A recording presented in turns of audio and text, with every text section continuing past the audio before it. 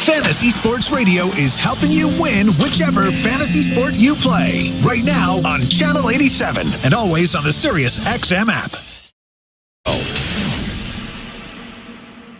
This slams the ball to right field, way back, way gone. Is Toronto Blue Jays baseball. Low rounding and heading for second to throw.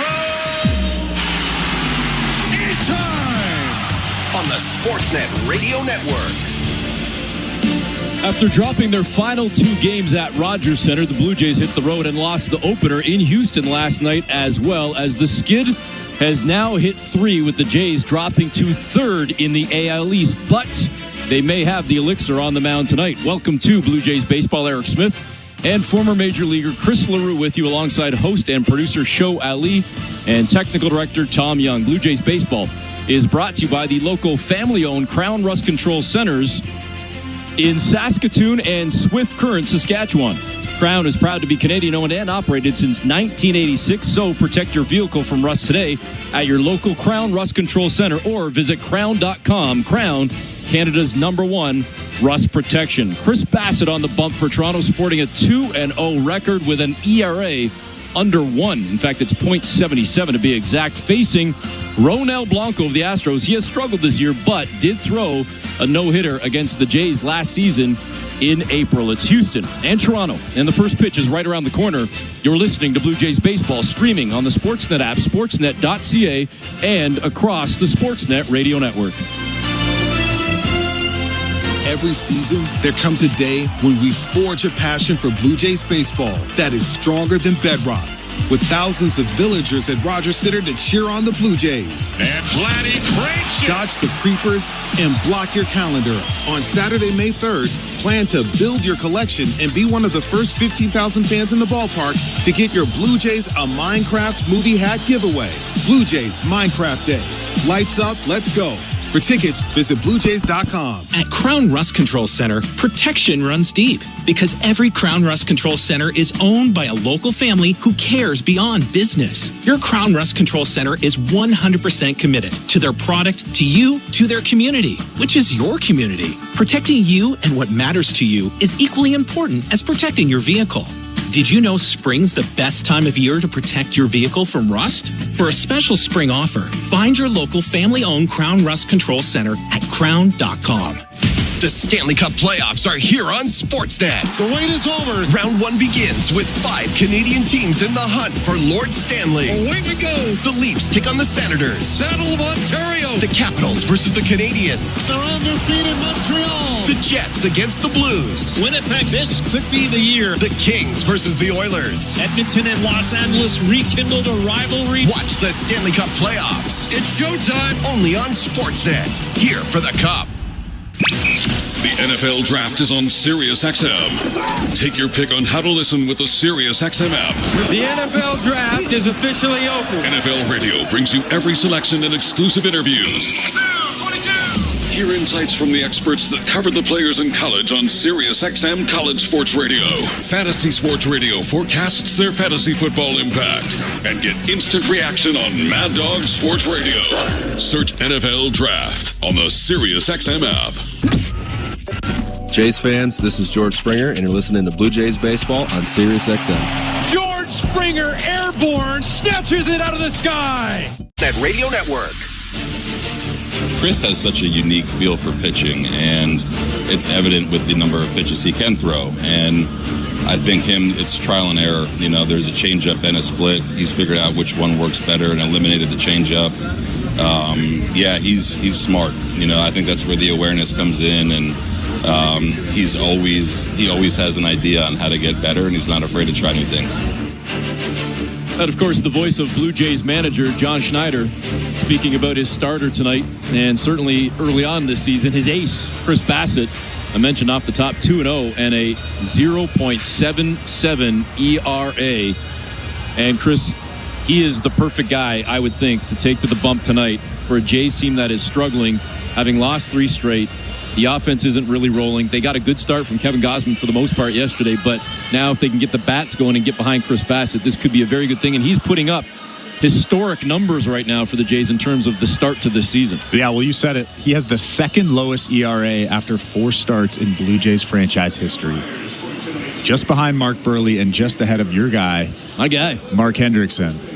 I think he has been incredible this season. .77 ERA. The fastball command has been there. And we talked about it early on in the season, before the season, even in spring training. He's a guy that needs to locate the fastball, and then he can kind of sprinkle in all his other pitches. The cutter at the top of the strike zone, the curveball that I'm really liking this year. And you heard John Schneider talk about the split finger as opposed to the changeup. There's so much downward movement to that split finger. He's on a different planet right now. I'm looking forward to watching him tonight.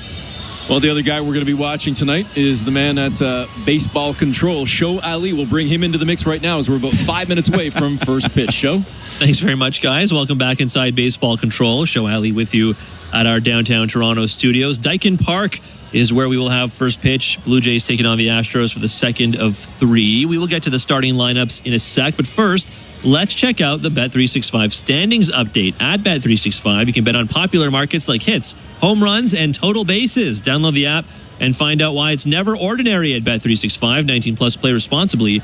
Ontario only. Entering play today, the Yankees sit atop the division at 14-9. They are playing the Guardians right now. Bottom of the 6th inning, the Guardians are up 3-2. In second place in the American League East, the Red Sox are in second at 13-11. They are also in action right now. Bottom of the 4th inning at Fenway Park. The Red Sox taking on the Mariners.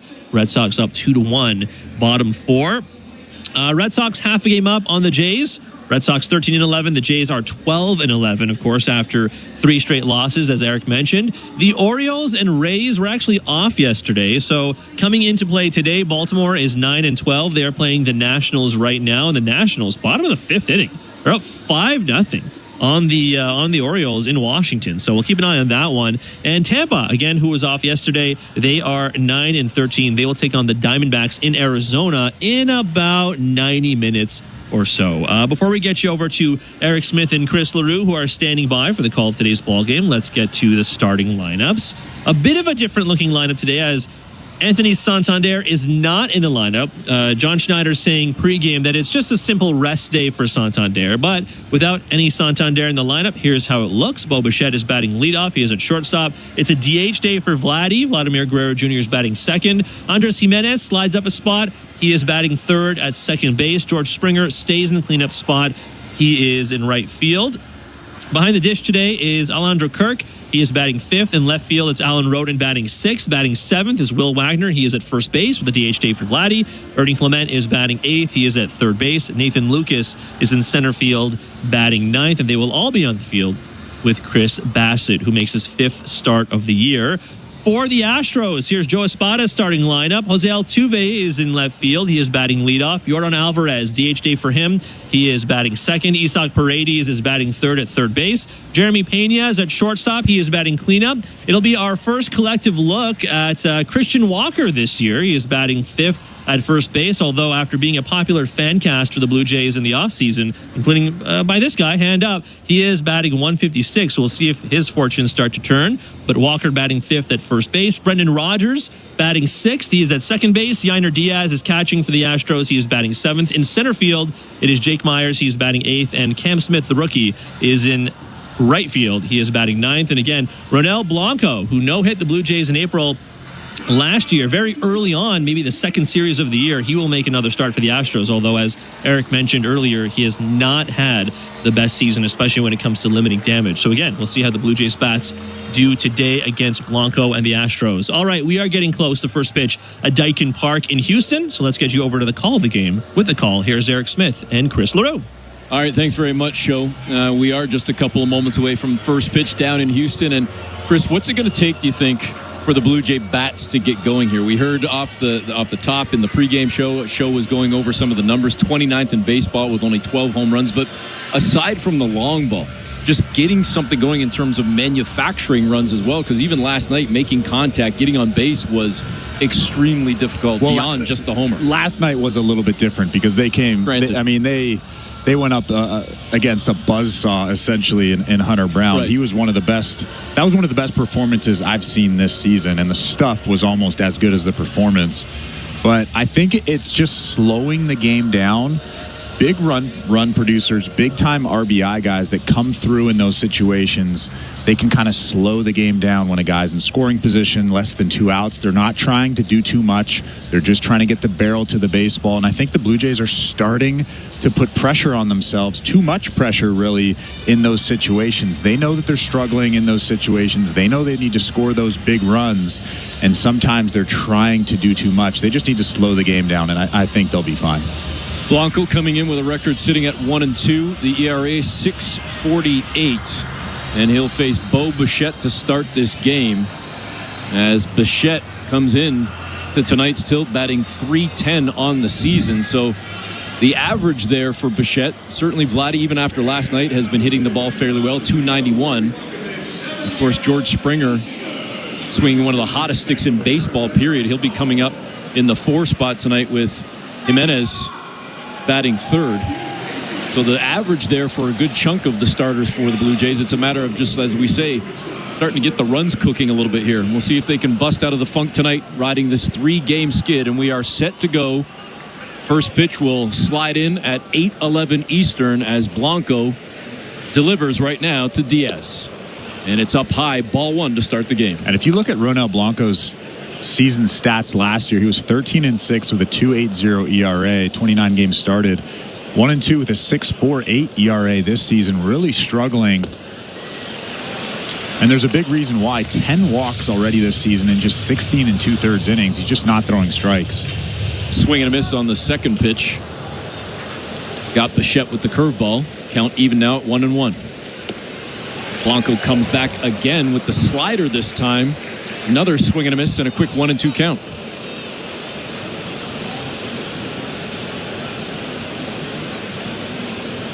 Second of 3 in Houston before the Blue Jays then go on to New York for 3 before heading back home to Rogers Center. The 1-2 pitch outside, well outside, down low. It's 2-2. But like you said, Eric, this is a big game for the Blue Jays. They're facing a guy that's been struggling, a 6.5 ERA. The Blue Jays have lost 3 in a row. The 2-2. And Bichette gets underneath it, sky high, out to third base, and camping underneath it, Isaac Paredes makes the grab. There's 1 away. Well, Bo Bichette just missed that hanging breaking ball from Ronel Blanco. You could see the frustration on his face when he swung at that pitch. Kind of mishit it a little bit, a little weak fly ball, a weak pop-up to the third baseman. But those are the pitches that you have to smash if you're going to get the ball in the air. If you're going to start hitting home runs, you have to hit the mistakes. Brings up Vladimir Guerrero Jr. for his first plate appearance of the night. Top of the first, no score. We're only 1 batter in. 1 down with Bichette and a swing and a miss from Guerrero. Down on the count 0-1. Batting .291. After going 0 for last night, still sitting on that 1 home run on the season with 10 runs batted in. Second pitch outside, missed with the fastball. It's 1-1.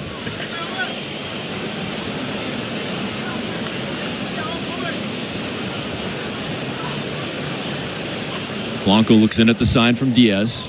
The leg kick and delivery.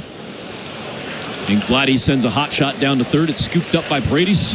Throws it cross field to Walker. Christian Walker at first to record the out. There's 2 away. And Ronel Blanco doesn't quite have the stuff that Hunter Brown had last night, but he does have quality stuff. He's got a mid-90s fastball. He's got a slider that's pretty good at 85 miles an hour. And the thing that really kept the Blue Jays off balance last year when he threw that no-hitter on April 1st is the changeup. He flips in that changeup in fastball counts. And when he's feeling that changeup, he's pretty much unhittable. 4 career starts against the Blue Jays for Blanco, sporting a 1.69 ERA. Misses on the first pitch to Jimenez, outside, 1-0 count.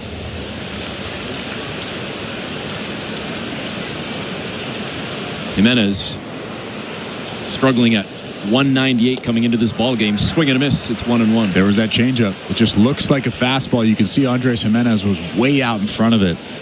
Got that good arm action. Looks like a fastball, then kind of just darts below the strike zone. Pretty good pitch right there. The 1-1 pitch.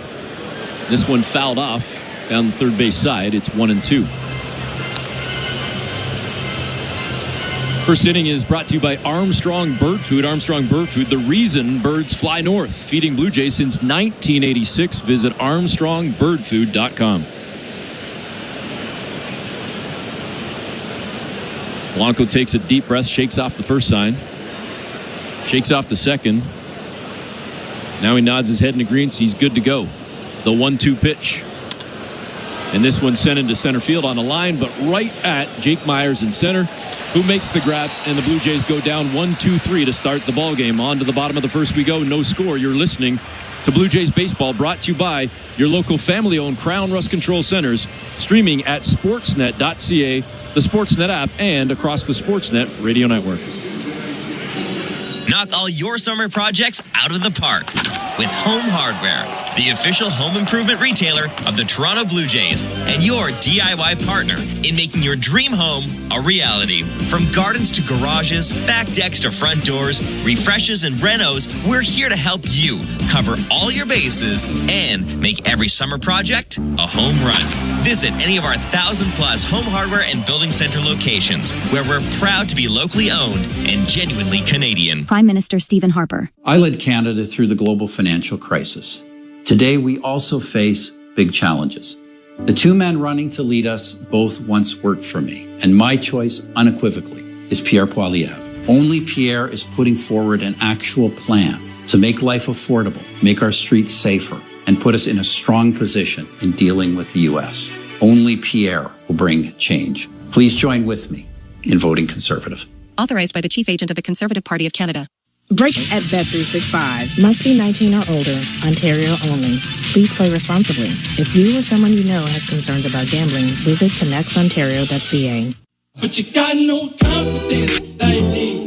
Hi, this is Will Wagner, and you're listening to Toronto Blue Jays Baseball on the Sportsnet Radio Network. Bottom of the first inning, no score. Blue Jays went down 3 straight to start the ball game, and now Chris Bassitt will try to do the same to the Houston Astros. He will start against Jose Altuve, the veteran fielder. Where's that blue and orange 27 on the white Astros jersey? Swings and fouls one off down the third base line. 0-1 count. Altuve hitting .303 to start this season.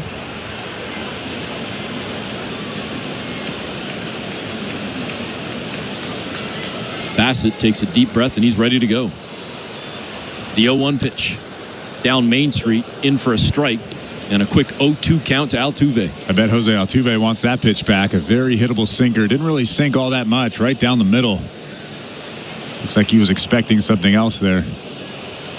Alejandro Kirk, of course, behind the plate for the Blue Jays as Bassitt deals on the 0-2. And this one is slapped off the glove at first base of Will Wagner. Blue Jays tried to recover at second base, but then the throw to first is overthrown. Luckily, Altuve stays at the bag as Jimenez picked it up, and there was kind of a miscommunication with Wagner and Bassitt at first, and the throw ends up going past first and toward the first base side dugout. Yeah, that's a really hard play. Just overall, it's hard for Will Wagner to get back to the bag. It's hard for Chris Bassitt to catch that baseball on the run. Jose Altuve is safe anyways. He beat that baseball out, but such a good hitter, hitting a tough fastball on the outside part of the plate the other way. It was ruled a hit, and rightfully so. Yeah, that was a hit. That's a hit. Either way you slice it, it's the leadoff man on for the Houston Astros as Altuve now stands at first with Rodon Alvarez stepping up. The only lefty in the lineup for the Astros goes opposite field, and it drops down in front of Rodon out in left field, and the first two get on for Houston with none away. Well, that was a cutter that really got in on the hands of Yordan Alvarez, and he got lucky there. He's such a big, strong guy, just muscles it out to left field out in front of Allen Road. And I mean, that's a lucky hit, but it's a hit nonetheless. Yordan Alvarez will take it. So certainly not the way you wanted to start things if you're the Toronto Blue Jays with the first two on, and now Isaac Paredes coming up, batting .232 on the season.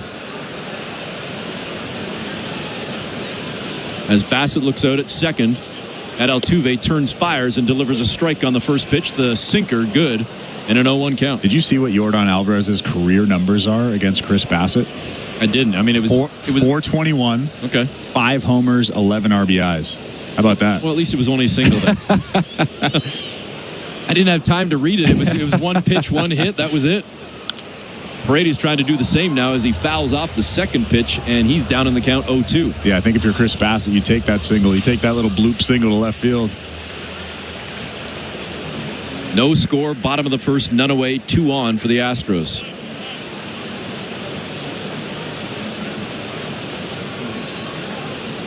Might be a little bit early to do this, but I don't think Tom Young will mind on the St. Louis Bar and Grill out-of-town scoreboard. We got to keep an eye on this for Blue Jay fans, but also for Toronto Maple Leaf fans, as the Leafs lead the Senators 2-0 at the end of one period. The 0-2 pitch coming from Bassitt to Paredes, and he fouls that one off to stay alive.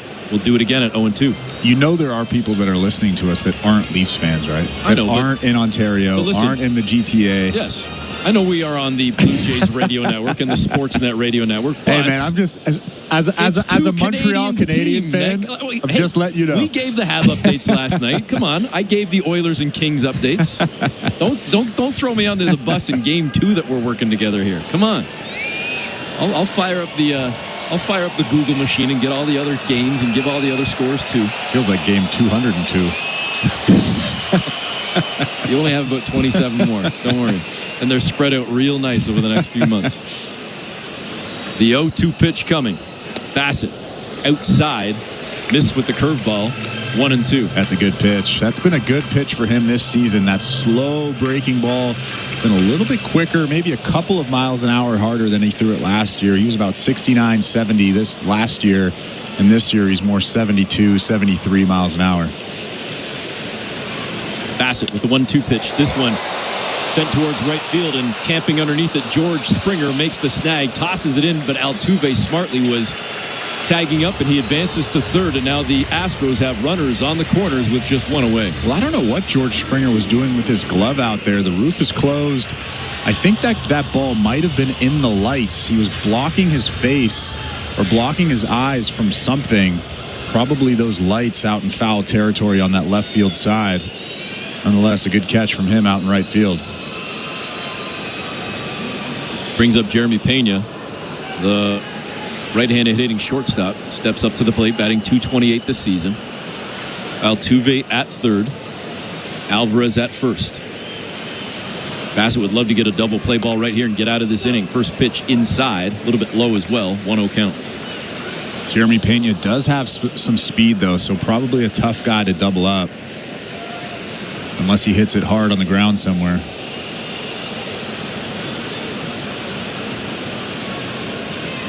The 1-0 pitch. Got him with a nasty-looking sweeper, 1-1. Would be a good time for a strikeout. 31 strikeouts already this season in just 23 and a third innings. That's a pretty high strikeout rate for Chris Bassitt. By the way, just because you threw me under the bus, it was Carolina. Carolina with a 2-1 lead. There you go. Over New Jersey. There you go. Later on tonight, Florida and Tampa and Minnesota and Vegas. That's the late game tonight. Bassitt looks over at Altuve at third, who's got the long lead midway down the line as Bassitt comes back, tried to paint the corner and didn't get the call. He wanted that one, and he probably should have got it. Oh, they did call a strike. Late change, I think. There was a very late call, I suppose, but it was indeed called a strike, and rightfully so. I was surprised that we didn't see the call initially. So Bassitt gets the call on the sinker. It's now 1-2. Comes back inside, just missing on Pena. It's 2-2. Yeah, that was a weird strike call. That was a little bit late. Gonna have to talk to my guy DJ Rayburn at home plate and say, come on, I need a bit more of a emphatic signal. Either there, or at least a little more timely, Mr. Rayburn. The 2-2 coming to Pena. Bassitt with the kick, the delivery, and that one slap foul straight down right into Rayburn's foot. Take that. 1 out, bottom of the first, no score. Chris Bassitt wanted that pitch up just a little bit. Alejandro Kirk had the target above the strike zone. Chris Bassitt threw that at about the top of the strike zone, and Jeremy Pena was able to get a piece of it. Bassitt comes set, takes a deep breath, Turns and fires to Kirk on the 2-2, and that one fouled off back toward the backstop. We'll do it again at 2-2. Eric Smith and Chris LaRue in the Timbermart broadcast booth here in the bottom of the first inning. The umpires tonight at home plate, DJ Rayburn, as Eric Smith already said. First base, John Libka. Second base, Sean Barber. And at third base, James Hoy.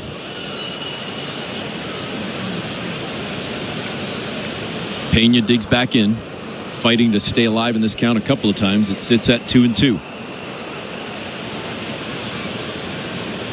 Bassitt with the pitch, and that one is squibbled down the line at third, barehanded, throw to first, not in time, as Pena is safe at first. Altuve comes in to score, and Houston strikes first with a 1-0 lead. That's a really tough break for the Toronto Blue Jays. A great pitch, a cutter off the plate outside, and Jeremy Pena kind of just sticks the bat out and hits a little slow roller to Ernie Clement at third base. Ernie Clement with a great play, barehanding that baseball, doing everything he can to get Pena at first, but he beats that out by about 3 or 4 steps. He's already past the bag when Will Wagner catches that thing. And Chris, with that third hit of the inning and the first hit of the night for Pena, he now has a 13-game hit streak.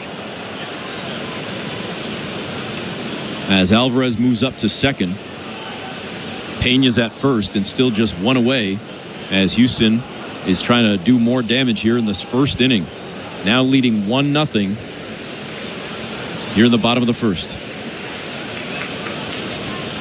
Christian Walker. First pitch well inside, missing with the curveball. Bassitt couldn't come up with that one, a 1-0 count. And the Astros haven't hit the ball hard at all.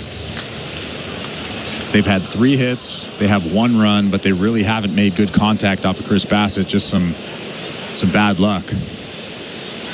Bassitt looking at second, turns, fires on the 1-0. This one's sent straight back at Bassitt, and then off second base, ricochets into center field, into right center, and coming all the way around to score is Alvarez.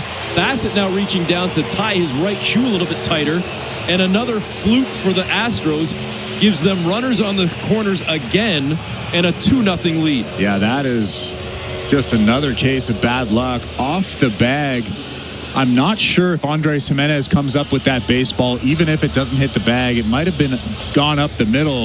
But Yordan Alvarez is at third base, so he's probably not coming around to score if that ball doesn't hit second base. That's a tough play for Chris Bassitt. I'm sure he's pulling his hair out right now on that mound. So you had one shot go off Wagner's glove at first, another one go off the bag at second, a bloop into left field, and then the infield hit on the barehanded play by Ernie Clement. 4 hits, 2 runs, and Houston still looking for more with just 1 away, as now Brendan Rodgers digs in, ahead in the count, 1-0. Bassitt comes back with the second pitch, caught the outside edge, another late call. It's 1-1.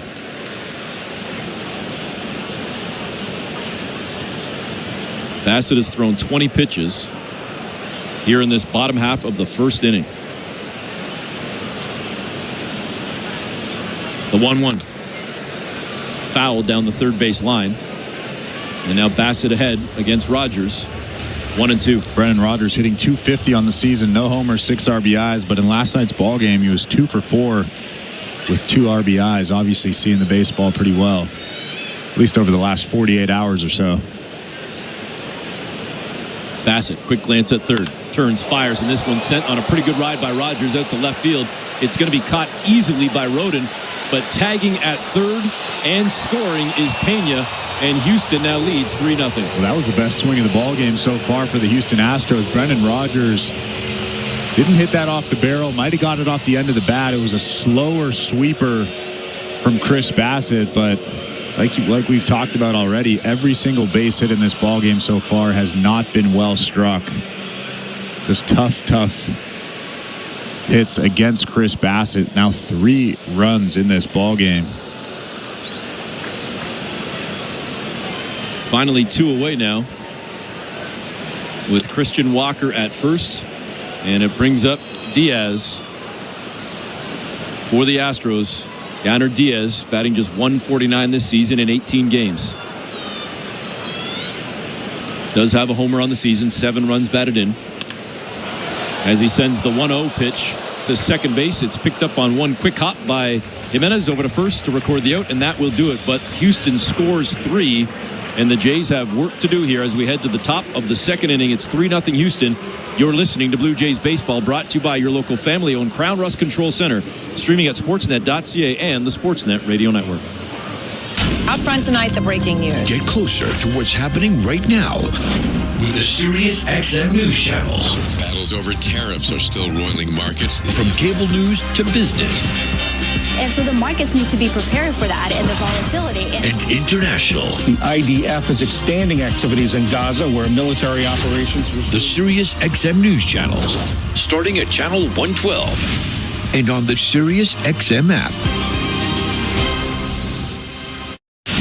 From dramatic walk-offs. This ball is crushed into the trees. Grand slam. To jaw-dropping web gems. A diving catch over the shoulder by Johnson. College softball and baseball are heating up, and you can catch the action on Sirius XM. Hear live play-by-play from the nation's top conferences and powerhouse programs all season long. Stay connected to the action on Sirius XM or streaming anytime on the Sirius XM app. For a complete schedule of games, go to SiriusXM.com/sports. Fantasy Sports Radio is helping you win your fantasy leagues right now on Channel 87. Out of here!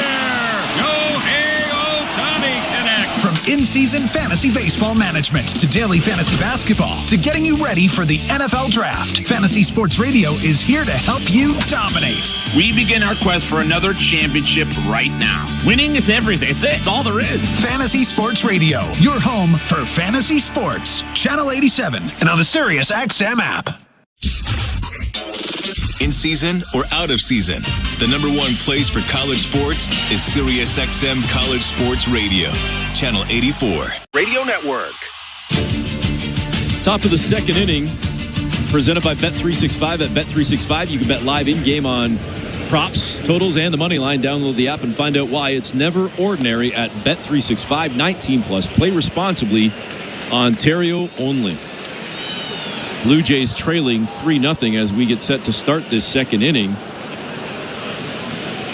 As Houston scores 3 runs on 4 hits. As Chris mentioned, none of which were hard hit at all. But they don't ask how, just how many. The hardest balls were the last 2 outs that they got. Fly ball to left field, line drive to second base. How about that?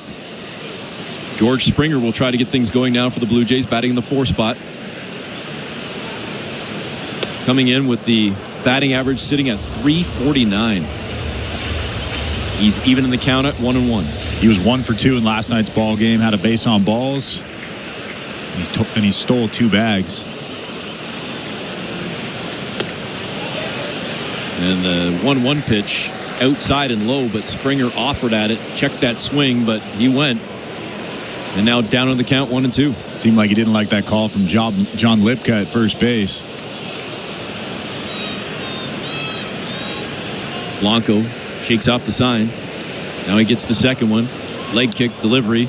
And Springer fouls it straight back. We'll do it again at 1-2. And that's the mistake that Springer was waiting for. That was a 4-seam fastball at 95 right down the middle. Not where Blanco wanted that pitch. He wanted that thing up and in at the hands. George Springer had a good whack at it, but just missed it. Springer 0 for 6 in his career against Blanco. Does have 5 walks, and he's trying to earn at least a walk right now as he takes a ball on the 1-2 to pull even at 2-2. Yeah, it seems like he's seeing the ball pretty well right now. That was a good take.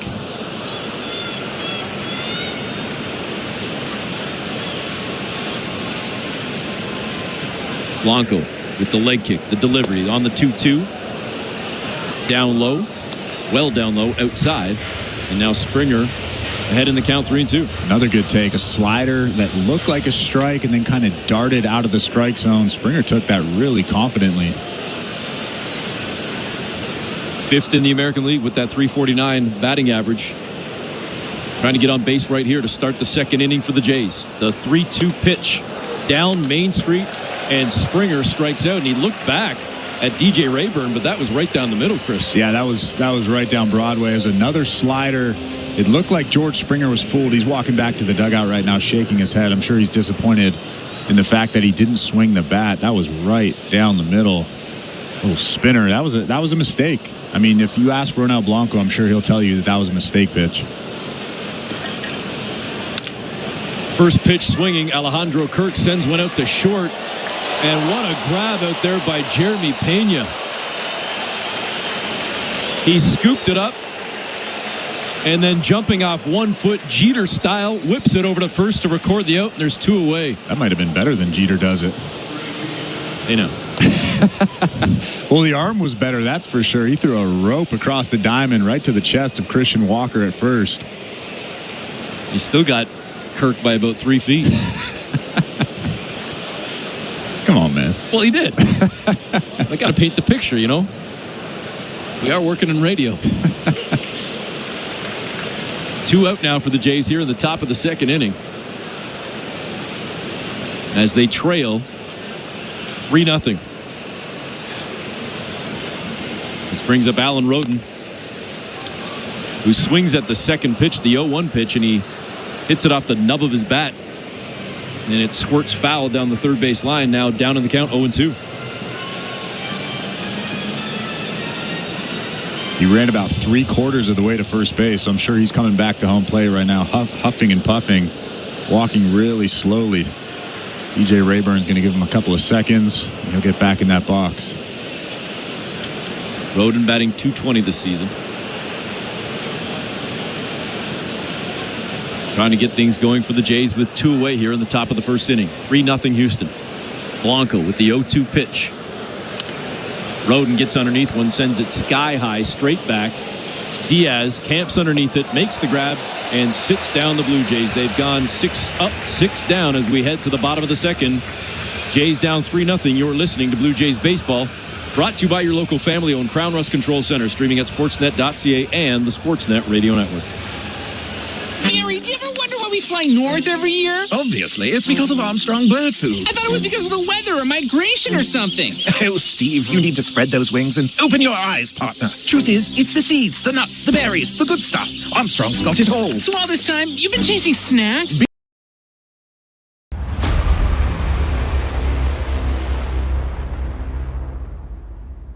Hey, Blue Jays fans and baseball fans around the world. Our Toronto Blue Jays are traveling to Houston to take on the Astros. Thank you for hanging out with us for the Toronto Blue Jays matchup. Go Jays, go! It's going to be a great game, and we are so thankful that you chose to hang out here on Toronto Sports Insider.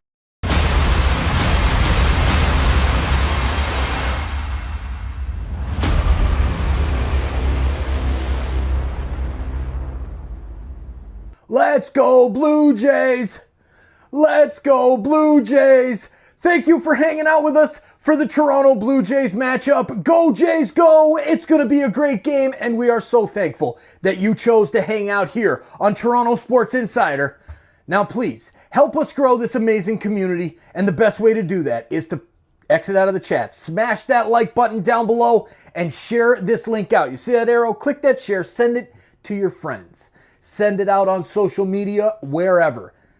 Let's get more baseball fans here in the chat and grow this awesome Blue Jays community. Let's go Jays! We'll see you back in the chat.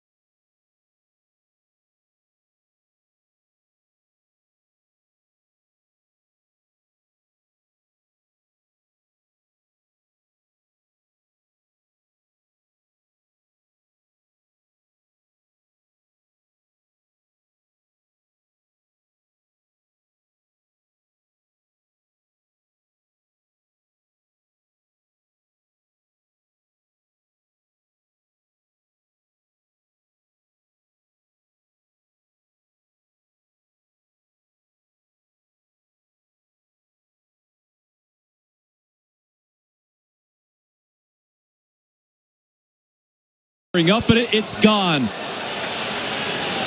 Nathan Lucas with home run number 1. The solo shot puts Toronto on the board.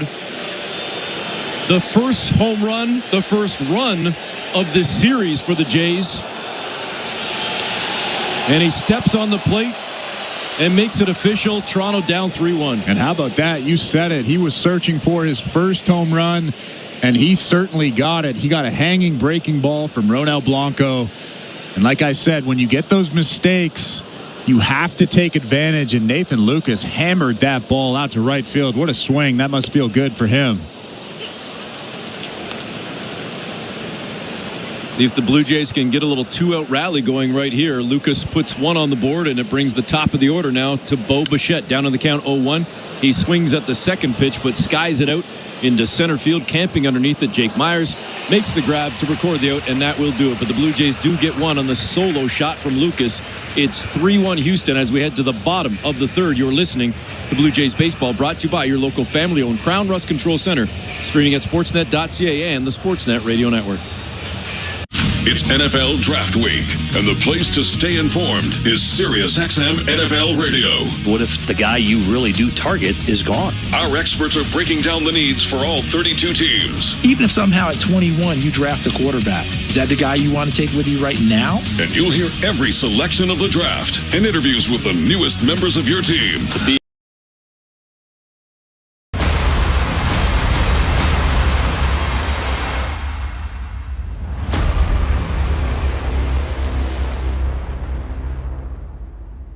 Cheers, baseball fans. Thank you so much for hanging out with us during the Blue Jays game today. Now's the time. I just had to stop the show during our commercial break and say thank you. We appreciate you being here, hanging out with us. And we're doing big things with SickKids Hospital in Toronto. Right now, we are getting ready for our Playoff Pulse campaign. We are live for our Playoff Pulse campaign, celebrating the NHL and NBA playoffs. And remember, last October, we did every game of the MLB playoffs, and we're going to do it again, hopefully this year, with our Blue Jays in the hunt for that beautiful trophy in October or November, depending on when the series ends. Thank you so much for hanging out with us. Thank you for supporting our mission to support SickKids Hospital and the great work that they do at that amazing place in our home, downtown Toronto. We'll see you back in the chat. Cheers, Insiders. Let's go, Blue Jays. Net Radio Network. Bottom of the third inning. Astros leading the Blue Jays 3-1 as Yordan Alvarez digs in for the first pitch from Chris Bassitt inside. But he got the call. And you'll take that run if you're a Blue Jay fan. 0-1 count. Yordan Alvarez was kind of tilting his head a little bit. That was well off the plate inside, about a half a ball. I tend to agree with Alvarez. He swings at the next pitch, fouls it off, and he's quickly down 0-2. I think he was dialed into our broadcast because I was just as surprised and confused. DJ Rayburn is keeping me on my toes tonight. When I think it's a ball, it's a strike. When I think it's a strike, it's a ball. Have you ever umpired a game in your life? And yeah. I don't mean when that, I was a kid, I umpired quite a bit. Yep. 0-2 sent straight back to Bassitt. And he makes the grab, flashes the leather, tosses it lightly over to Wagner at first to record the out, 1 away. That was a really nice play. Although Bo Bichette was shaded up the middle, he was right behind Chris Bassitt. Chris Bassitt didn't need to make that play. Nonetheless, that was a great play from him with the easy throw to first base. What I was going to say about umpiring is it's really difficult. It's hard, yeah. Especially at this level where there's break on the ball. Guys are throwing 97 miles an hour. Man, when you're a kid umpiring, you're just more concerned about trying to hold that big piece of foam up in front of you and tuck your chin down and hang over top of the kid that doesn't really want to catch, that's not going to save you at all. That foam was probably as big as you were. Just about, yeah. Yeah, probably about as thick, too. The 1-0 pitch. The Isaac Paredes outside, quickly ahead in the count 2-0 as Paredes trying to get on here after lining out in the first inning. Batting .229. 3 home runs on the season. His Astros ahead 3-1. 1 out for Bassitt here in the bottom of the third. Paredes fouls one, rips it down the third base side. He was sitting dead red with that swing. Pretty good pitch from Chris Bassitt, a sinker on the inside part, almost on the black. The only thing Paredes could do with that pitch is hit it foul, and he did that. Count now sits at 2-1. The leg kick and the delivery from Bassitt down Main Street, ripped out to short. Backhand grab. Bo Bichette picks it up, fires over to Wagner at first. There's 2 away. Another really good sinker right on the hands of Paredes. Just hits a little weak ground ball to Bo Bichette. Bo Bichette with the pick. Perfect throw to Will Wagner at first base. Eric Smith and Chris LaRue in the Timber Mart broadcast booth. Get Air Miles reward miles on your next home improvement buys at Timber Mart. Plus, take advantage of buy now, pay later. Those financing options are with your Timber Mart project card. Start your project today. For details, visit Timber Mart, Canada's building center. First pitch in for a strike to Pena. Jeremy Pena down on the count 0-1.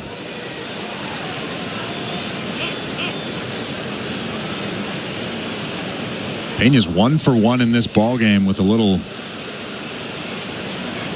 3 or 4 hopper to third base.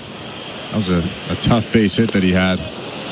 And then he just got all fooled on the second pitch. A curveball at 72 miles an hour, completely undressed Pena, and he's down now 0-2.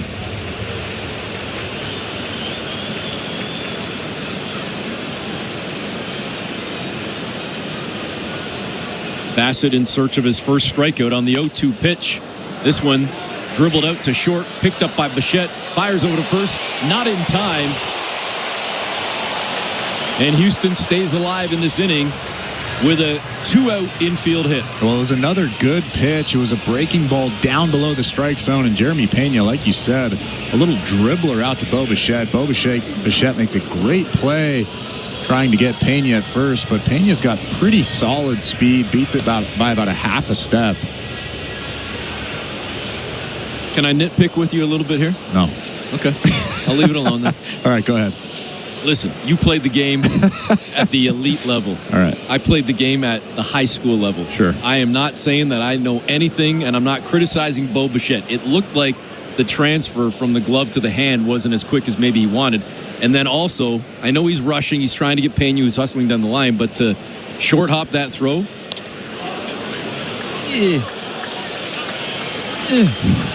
think I want a little more juice on that toss from Bichette. And unfortunately for the Blue Jays, this inning is going to extend and continue a little bit more right here as Christian Walker was just hit by the pitch by Chris Bassitt. Caught him on that left arm. And now the Astros will have 2 on with 2 away. So I guess I'll answer your. That wasn't a question. That was more of a critique. It was a critique than anything. It was it's a tough play. You see that guy motoring down the line. Jeremy Pena's got pretty solid speed, so you're trying to field that baseball and kind of looking at him in your peripherals. And then you field the baseball, and you have to transfer quickly and throw that baseball to the chest. Maybe I'm nitpicking. I asked the question. The more I think about it, the more I think that's a tough critique, because that's a really difficult play. Why it's not a critique? It was a question. Come on, man, you're married. You know the difference between a question and a critique. And another hit batter back to back as Bassitt just hit Rogers. Man, he gets the first 2 outs of the inning, and then a infield hit and 2 hit batsmen, and the bases are loaded with 2 away. Well, I don't know what the Blue Jays are looking at. They were trying to figure out, I guess, if Rogers maybe swung the bat. That hit him right in the wrist. That's a tough place to get hit. I wonder if they're wondering if he hit the nub of the bat. Oh, yeah, maybe that too. But I think that got him right in the wrist. And you could see DeMarlo Hale. It might have got him. I mean, we're looking at that slow motion replay now. It kind of looks like it got the nub of the bat. But the Blue Jays already looked at it. John Schneider said play on. So they saw enough. But I think Chris Bassitt is just trying to pitch inside, and he's kind of letting that baseball go just a little bit early, a little arm side high. Needs to figure out that release point a little better here and get out of this inning. Well, the Blue Jays gave up 3 in the first, then sat down 3 straight in the second, and look to be doing so here in the third as well. With a ground out straight back to the pitcher, a ground out to short, but now an infield hit and 2 straight walks thanks to the hit batsman, And now the base is loaded for Diaz. Now you have Yainer Diaz at the plate, who came into this ball game tonight hitting 149 with a homer and 7 RBIs. Now you're ahead 0-1. You just expand on him, and he'll probably get himself out. Bassitt looks over at third, takes a deep breath. Here's the 0-1 pitch. Came inside, and it's ripped foul down third. And, man, Diaz wants that one back. Well, that was a mistake from Chris Bassitt. They were trying to go away, down and away with that slow breaking ball. And Chris Bassitt just threw a spinner on the inside part of the plate. He's lucky that Yainer Diaz kind of yanked it and hooked it foul. Diaz batting in his career .344 with the bases loaded. Does have one career grand slam, so don't look at that 143 season average. Again, .344 with the bases loaded. He's down 0-2. Bassitt with the pitch outside. The curveball, no good, 1-2. I would imagine that they're going to elevate with something hard here. Yainer Diaz has seen two sweepers and a curveball in this at-bat. Hasn't seen anything hard yet. Bassitt with the 1-2 pitch. And this one slapped to second base. Picked up a Jimenez over to first to record the out, and the Blue Jays get out of it. Houston strands 3. Jays trail 3-1. On to the 4th inning we go. You're listening to Blue Jays Baseball, brought to you by your local family-owned Crown Rust Control Center. Streaming at sportsnet.ca and the Sportsnet Radio Network. It's NFL Draft Week, and Sports Grid Radio on SiriusXM is talking about the impact every pick has on the sportsbooks. Shador Sanders plus 160 right now to be a top 8 pick. How many trades and how many players drafted at each position. Quarterbacks taken in round number 1. 2.5 is the number. We'll even track how each pick impacts the Super Bowl odds and team win totals. I know there's a lot of people betting on them. They're going to lose their money. Follow the NFL Draft Thursday at 8 in the East on Sports Grid Radio, channel 159 in the car, and on the SiriusXM app. Baseball is back.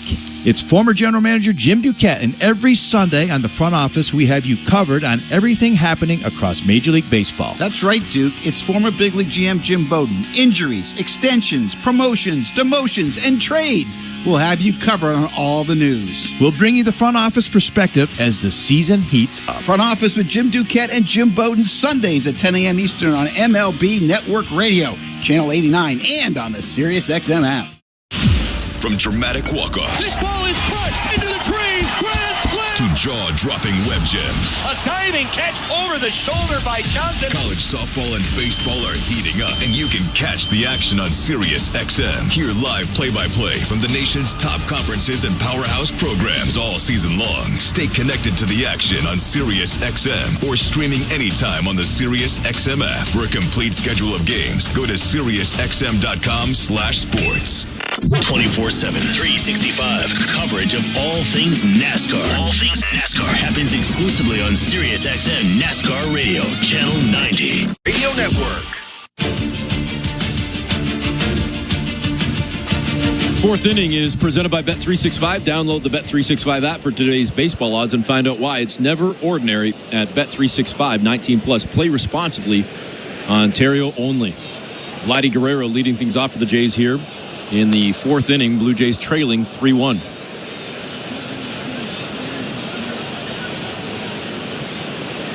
Guerrero 0 for 1 in the ballgame. Swings and misses. On the 1-0 pitch, it's 1-1. Yeah, it was almost like he was swinging no matter what on that pitch. He thought a fastball was coming. Ronel Blanco mixes in that slider on a fastball count or in a fastball count. Blanco comes back now with the changeup, and good to go on that one as well. A 1-2 count. Vlad didn't like that call. Caught the inside edge. He was shaking his head, letting DJ Rayburn know what he thought. What'd you think? Swing and a miss on the 1-2. Vladdy sits down. Doesn't matter what you think now. One away here in the top of the 4th. I thought that was a pretty good at-bat. I thought the strike call that Vlad thought was a ball, I thought that was a strike.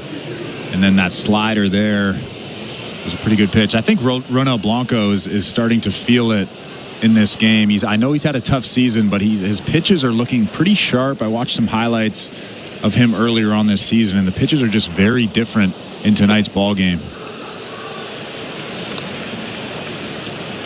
First pitch into Andres Jimenez. No good, missing with the curveball, 1-0 count. Which is not good for the Blue Jays. I would say so, yes. Back with a strike on the fastball, clocked at 95. Caught the bottom part of the zone on the outside edge. It's 1-1. And even that fastball velocity's kind of ticked up just a little bit coming into the ball game. He averaged about 93 with that four-seamer.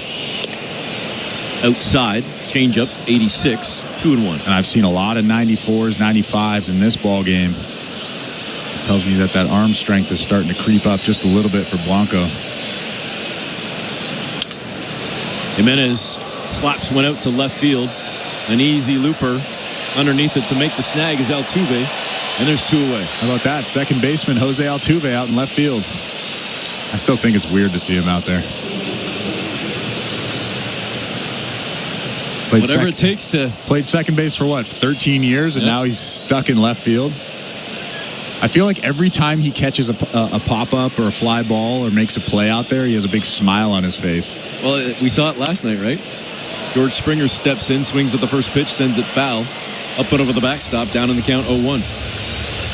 It's almost like he's surprised that he's making plays out there. Like a little leaguer. Springer struck out in his first at-bat. Looks at the second pitch outside. It's 1-1. Batting .344. Blue Jays trailing 3-1 here in the top of the fourth inning. The 1-1. Down Main Street. Springer thought it was low. Might have caught the bottom part of the edge, but either way, DJ Rayburn says that's a strike, and it's a 1-2 count.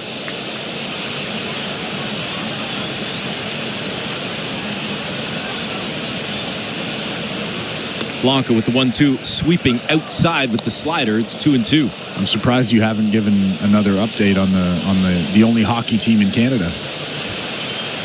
You really like to just push me right to that edge. There's no update. It's still 2-0 Leafs. Here's your update. Brought to you by St. Louis Barn Grill. Inside, Springer holds off. It's 3-2. Let's make it official. The out-of-town scoreboard brought to you by the St. Louis Barn Grill. 100% Canadian owned and operated since 1992. Every Tuesday night, wings are half price. Visit stlouiswings.com for details. You are welcome. 3-2 pitch down low, and Springer earns the free pass, and he will head down to first, see if the Jays can get something going here with 2 away. That's a good at-bat. Pretty good pitch in a 3-2 count. A changeup just below the strike zone. George Springer lays off of it. Takes a big walk in this inning. 2 outs, though. By the way, it is Tuesday night today, right? Half price wings. I don't know, man. I'm going to bed after this. Post-game? St. Louis Barn Grill? The spidey senses are tingling. Maybe it's just the hot sauce. On the first pitch to Alejandro Kirk, it's in for a strike, 0-1 counts. On that out-of-town scoreboard, let's give you a couple of baseball scores. Top of the fifth, the Cubs leading the Dodgers 5-4. Minnesota leading the White Sox 2-1. That one in the fifth as well. The 0-1 pitch, swing and a miss from Kirk, quickly down 0-2. And in New York, the Mets are beating the Phillies. I like that matchup. 2-1 in the top of the sixth. And in the National Hockey League, Carolina beats New Jersey 3-1. 5 minutes left in the game, or excuse me, in the second period. Not the game, in the second period. Leafs leading Ottawa 2-0. Florida with an early 1-0 lead over Tampa. That one with about 9.5 minutes to go in the first period. The 0-2 pitch, Blanco to Alejandro Kirk. That one well outside, down low. It's 1-2. Gonna give some NBA scores here too. Might as well while we're playing newsman here and giving everything. Are the Lakers playing tonight? Playing the T-Wolves, right? Yep, 10 o'clock. 86-74, OKC leading Memphis. 3 minutes to go in the third. 9.5 minutes to go in the ball game. Indiana leading Milwaukee 104-91. The 1-2 pitch to Alejandro Kirk is fouled off. Kind of straight down into the dirt. And that might have ricocheted off Rayburn as well. Second time in the ball game he's been hit. Yeah, DJ Rayburn's kind of hunched over with both of his hands on his knees. That's not a good sign. Yainer Diaz is taking a slow walk out to Ronel Blanco, giving him a couple of seconds, but he looks pretty good now, walking around. He's upright.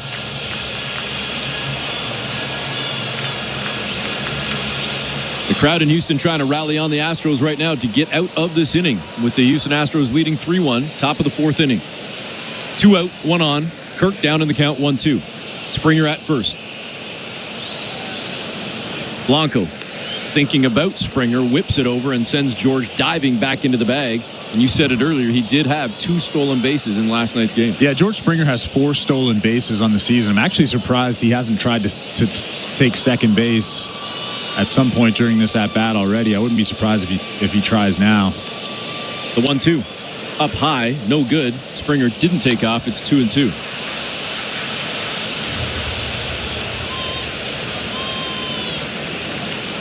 Alan Roden sitting on deck with Kirk digging back in. 0 for 1 in the ball game. 2-2 the count to Kirk right here. Blanco with the pitch. And Kirk sends it foul up and over the backstop, shading toward the first base side.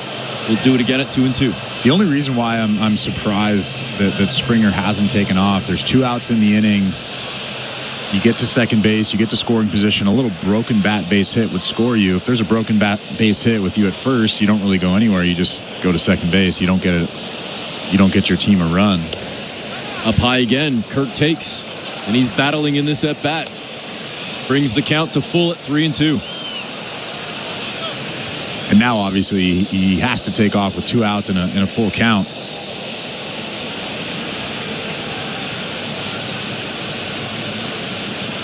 Blanco with the pitch. This one sent out sharply to short. Scooped up with ease, though, by Pena on to first to get the out. And it gets the Astros out of the inning. Houston leading 3-1. We go to the bottom of the 4th. You're listening to Blue Jays Baseball, brought to you by your local family-owned Crown Rust Control Center, streaming at sportsnet.ca and the Sportsnet Radio Network. At Crown Rust Control, protection runs deep because every Crown Rust Control Center is owned by a local family who cares beyond business. Your Crown Rust Control is 100% committed to their product, to you, to their community, which is your community. Protecting you and what matters to you is equally important as protecting your vehicle. Did you know spring's the best time of year to protect your vehicle from rust? For a special spring offer, find your local family-owned Crown Rust Control Center at crown.com. Prime Minister Stephen Harper. I led Canada through the global financial crisis. Today, we also face big challenges. The 2 men running to lead us both once worked for me, and my choice unequivocally is Pierre Poilievre. Only Pierre is putting forward an actual plan to make life affordable, make our streets safer, and put us in a strong position in dealing with the U.S. Only Pierre will bring change. Please join with me in voting Conservative. Authorized by the Chief Agent of the Conservative Party of Canada. Breaking news 5 must be 19 or older, Ontario only. Please play responsibly. If you or someone you know has concerns about gambling, visit connectsontario.ca. This is Toronto Blue Jays baseball. Swing and a miss, strike 3. He punched out the side with his 9th K of the day. On Sportsnet 590 The Fan and the Sportsnet Radio Network. Bottom of the 4th inning, Eric Smith, Chris LaRue with you in the Timbermart broadcast booth with the Astros leading 3-1. Houston got 3 in the first inning, and they have been riding that since. As Chris Bassitt gets set to deliver again here in the 4th inning. He has thrown exactly 50 pitches on the nose, and he will deal with Jake Myers, the center fielder, to start this inning. And if you're just tuning into the ball game, you look at the box score, you probably think, well, Chris Bassitt really hasn't pitched that well. He gave up 3 runs on 4 kind of dink hits. So he has pitched well. He's made his pitches. He's just been a little bit unlucky in this ball game so far. In that first inning, to what Chris is speaking of, first pitch to Myers, in for a strike, got him with a curveball, 0-1 count. 2 infield hits.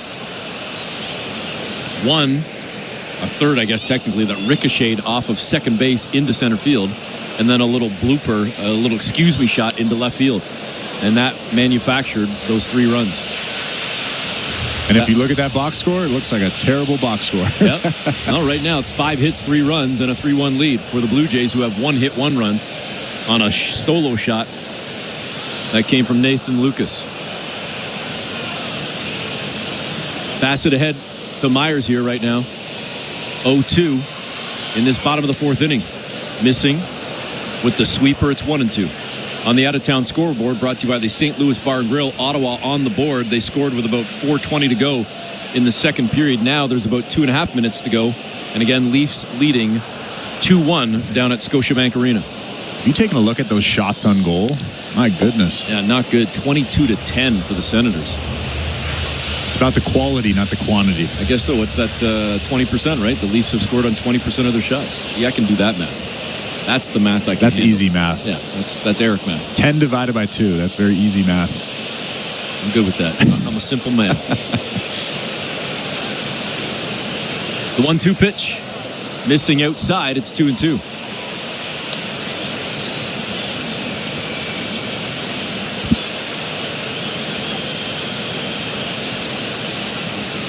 Cam Smith on deck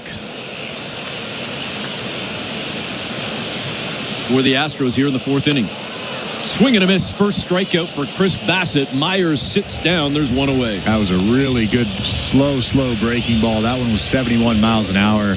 I always like to look at the look on the face of the batter after they just swing and miss on that curveball. It's kind of a look of disbelief. Jake Myers just slowly walking back to that dugout, shaking his head. As I mentioned, Cam Smith now coming to the plate, batting .233 on the season. He's 0 for 1 in this ball game. Grounded out to third in his first at bat. The top pick from 2024 for the Astros. You were talking a lot about him last night, going from college to the pros. Down 0-1, now quickly down 0-2 as he swings and fouls off the second pitch. Right back into those knee pads of Alejandro Kirk, who adjusts the pad on the left leg. And now a quick conversation with home plate umpire DJ Rayburn and Chris Bassitt. What would that be about? Well, I think DJ Rayburn is just slowly walking out to Chris Bassitt to give Alejandro a little bit of catcher umpire etiquette. And now he's going to clean off home plate. He's going to give him an extra couple of seconds. Alejandro Kirk telling him that he feels fine, good to go. And now Bassitt looking for back-to-back strikeouts here ahead in the count 0-2. Or with Chris Bassitt on the mound, you never know. I have no idea. Bassitt with the kick and delivery on the 0-2. And that one slapped down to third. Backhand stab over to first. Making the play was Ernie Clement to Will Wagner. There's 2 away. Ernie Clement is just so smooth over there. I know that was an easy play, but he's got so much swag. It's kind of that low sidearm throw, little flip to first base for the easy out. It brings up veteran Jose Altuve, the number 1 leadoff hitter for the Houston Astros, his 3rd plate appearance of the game. 1 for 2. Had a single in his first at bat, grounded out to Clement at third. In his second at bat, he looks at the first pitch. It's in for a strike. Bassitt ahead 0-1. I want you to watch this at bat. This might be a bad example at bat, but I want you to watch this at bat. He just took a fastball right down the middle. Let's see what he swings at next. The 0-1 pitch. He swings at a curveball at 71, and he's down 0-2. And that's the thing. He could just be messing with you. We don't know. Is he going to miss that pitch again? He might hit that pitch next time he swings at it. Here comes the 0-2 pitch. And he gives one a pretty good ride out to left field, but camping underneath it about 2 feet in front of the track, maybe 3 feet to make the snag is Alan Rodin to retire the side. We head to the 5th inning. Blue Jays trailing 3-1. You're listening to Blue Jays Baseball, brought to you by your local family-owned Crown Rust Control Center, streaming at sportsnet.ca and the Sportsnet Radio Network. Jelly Roll, Dylan Scott, Dasha, Luke Combs, and more will light up the desert at Stagecoach 2025 all weekend. SiriusXM takes you there with live performances and all the action backstage. Starting Friday, 4 p.m. Eastern, 1 Pacific, with the Music Row Happy Hour live from the festival grounds. Stagecoach 2025 all weekend. Exclusively on the highway. Channel 56. And at home with SiriusXM on your phone, computer, Alexa, TV, or other internet-connected devices. From dramatic walk-offs. This ball is crushed into the trees. Grand slam. To jaw-dropping web gems. A diving catch over the shoulder by Johnson. College softball and baseball are heating up, and you can catch the action on SiriusXM. Hear live play-by-play from the nation's top conferences and powerhouse programs all season long. Stay connected to the action on SiriusXM or streaming anytime on the SiriusXM app. For a complete schedule of games, go to SiriusXM.com/sports. Fantasy Sports Radio is helping you win your fantasy leagues right now on Channel 87. Out of here! Yo, hey, Ohtani connects. From in-season fantasy baseball management to daily fantasy basketball to getting you ready for the NFL Draft, Fantasy Sports Radio is here to help you dominate. We begin our quest for another championship right now. Winning is everything. It's all there is. Fantasy Sports Radio, your home for fantasy sports. Channel 87 and on the SiriusXM app. Fantasy Sports Radio is helping you win whichever fantasy sport you play. Right now on Channel 87 and always on the SiriusXM app. That Radio Network. The fifth inning is brought to you by Desjardins Insurance. Get insurance that's really big on care at Desjardins.com/care today. That's smooth. That's smooth. Chris LaRue. Top of the fifth inning, first pitch swinging. And this one sent out to right center, and it nearly drops in as four Astros converge, and somewhere, out of nowhere, Pena goes out and makes the snag and records the out. All the way from shortstop to right center, and he makes the underhand scoop off a little bobble as well. Boy, that's one of those scary plays. Cam Smith was sprinting in from right field, Jake Myers from center, and like you said, Jeremy Pena kind of out of nowhere. Cam Smith kind of veered off to the right at the last second. That is a scary play if you're a manager sitting in that dugout, kind of holding your breath. What a play from Jeremy Pena, though.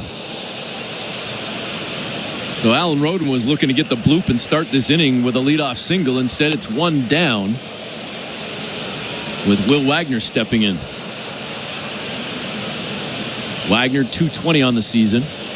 In search of that first home run, has a couple of runs batted in. The 1-0 pitch looked like it was inside, but our buddy Mr. Rayburn says, no, that caught the edge. It's 1-1. I need to get you some umpire equipment and get you back there. See how good or bad you are. I'd be horrible. The 1-1 pitch fouled off. It's 1-2.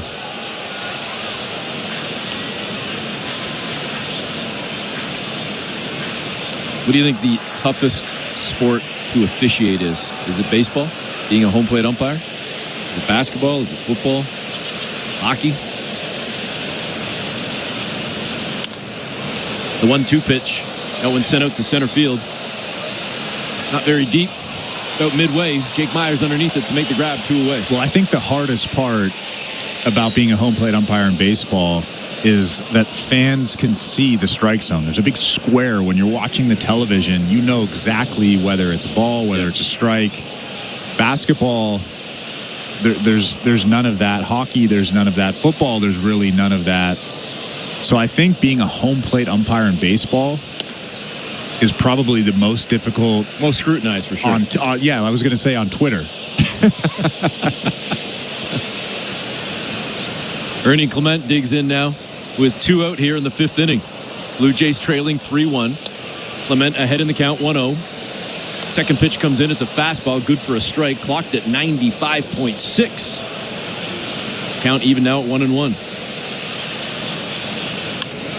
And Clement slaps at the 1-1, fouls it off. It's 1-2.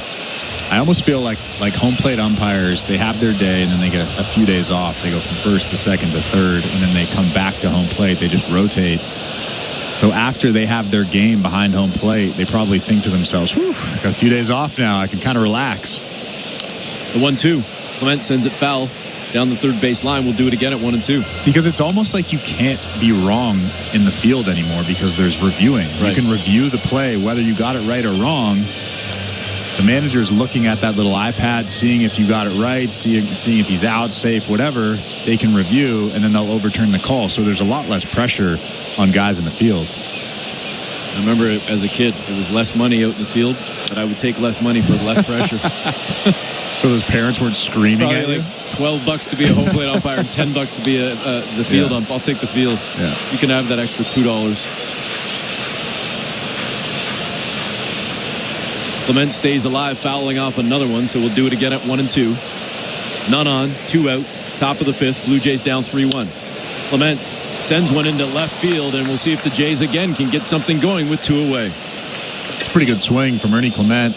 Little hanging breaking ball, curveball from Ronel Blanco, and he's at first base now with 2 outs in the inning.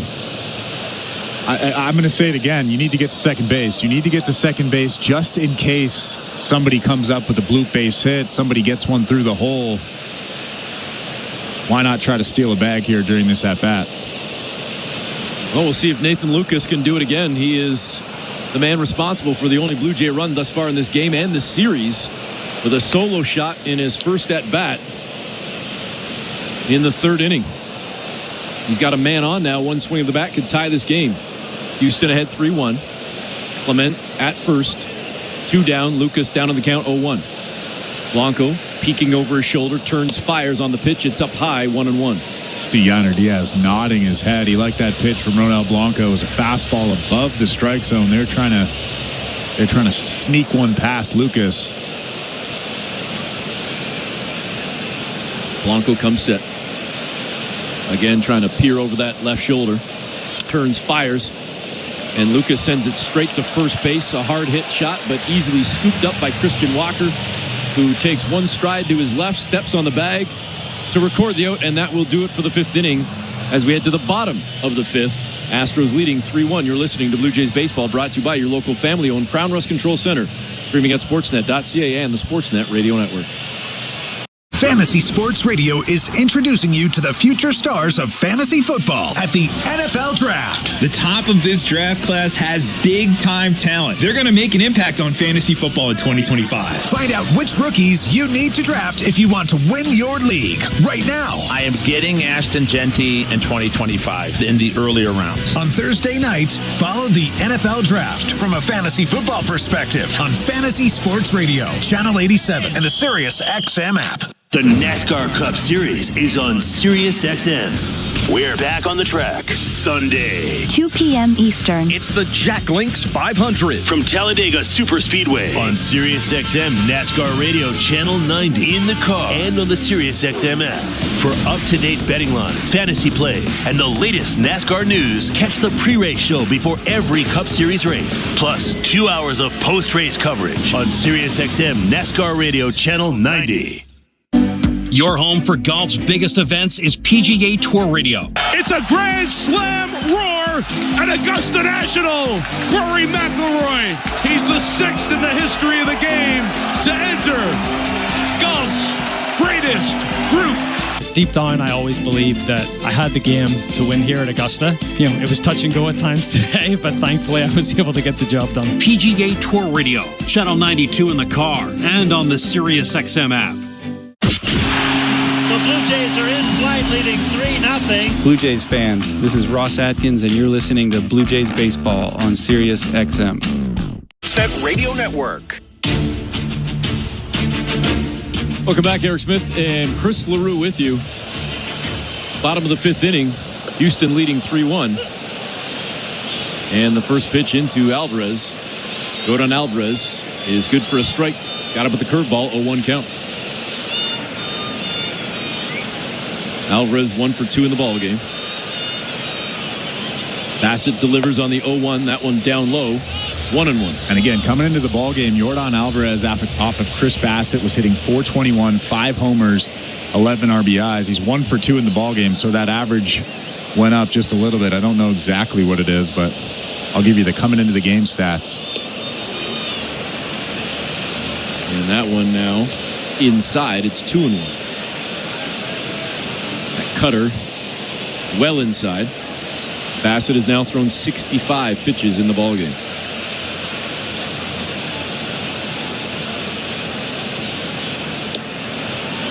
This one catches the upper part of the zone on the outside edge. It's good for a strike on the cutter at 86.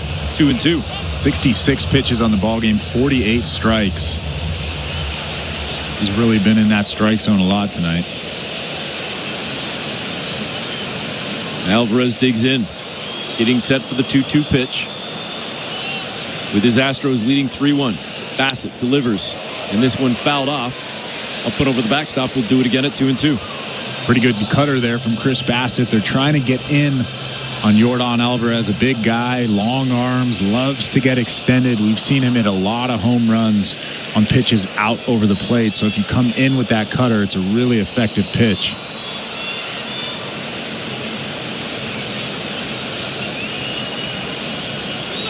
The 2-2.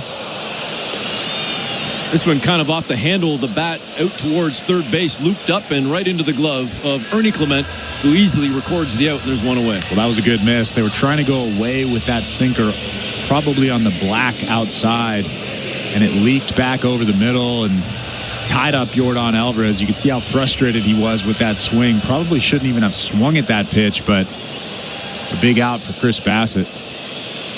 Eric Smith and Chris LaRue from the Timber Mart broadcast booth here in the bottom of the fifth inning with Houston leading by 2. Bassitt now throwing to Isak Paredes. And the first pitch in for a strike. Caught that inside edge with the splitter. 0-1 count.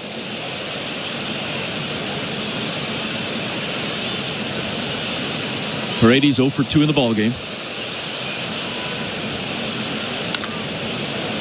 Rips this one down the third base side into the netting, and he's down on the count 0-2.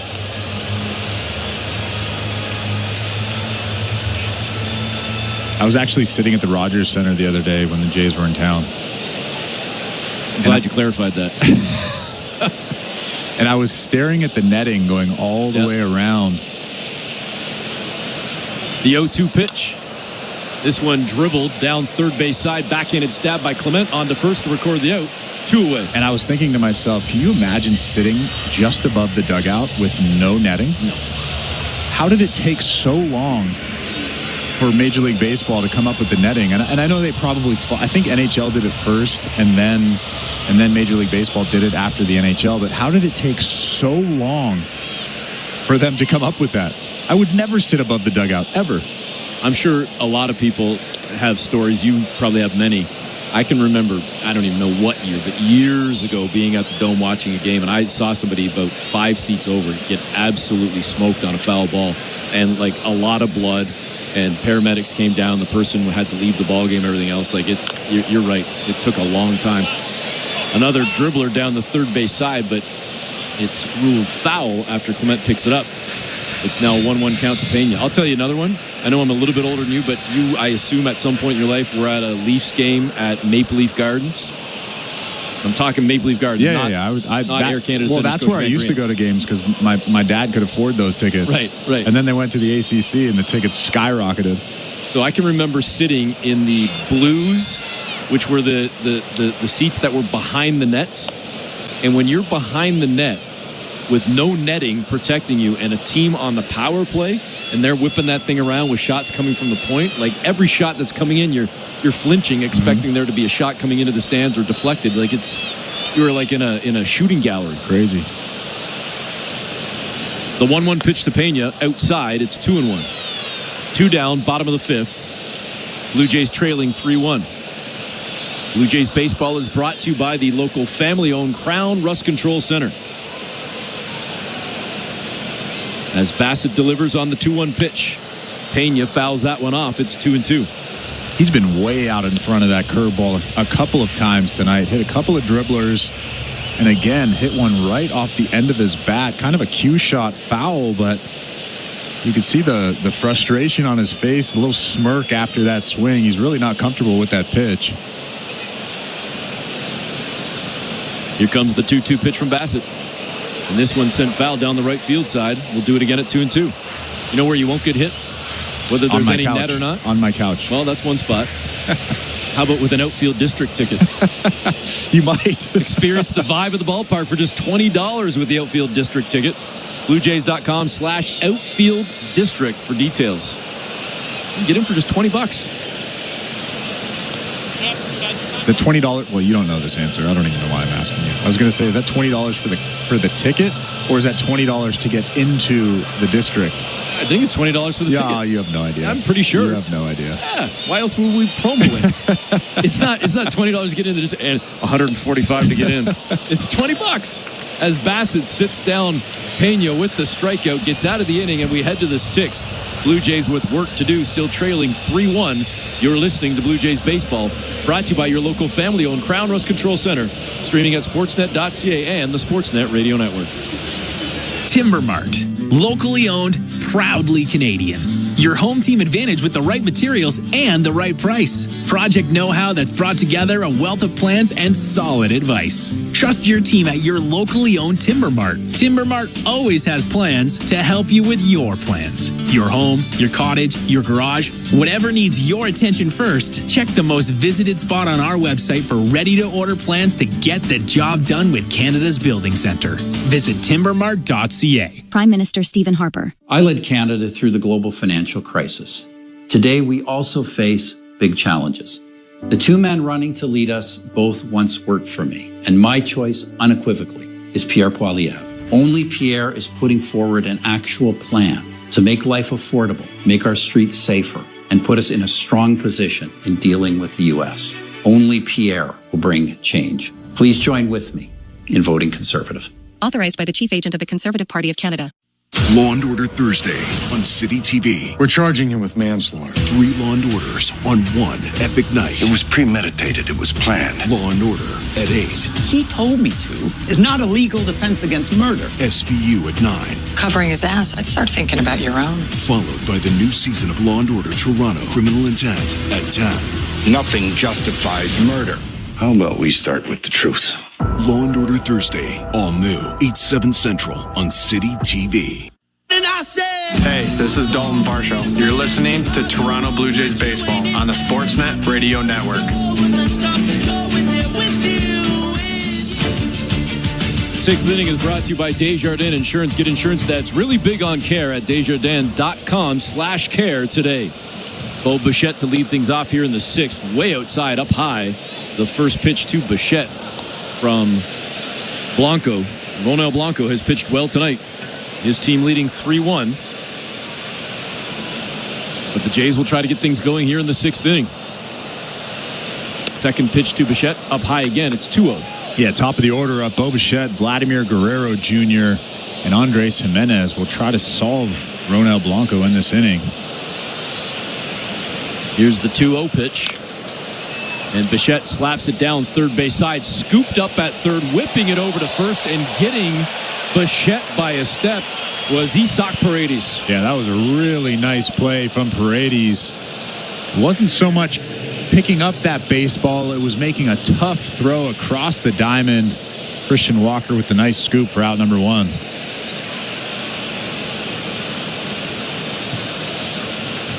Brings up Vladimir Guerrero Jr. with 1 down here in the sixth.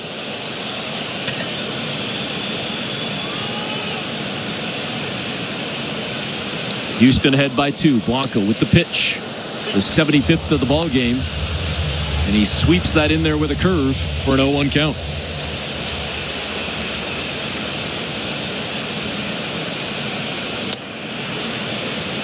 And that one catches the outside edge. Looked pretty good. Clocked at 95. Vladdy didn't like it, but he's down 0-2. That's a tough pitch. Mid-90s, right on the black outside. Almost impossible to get the barrel to it.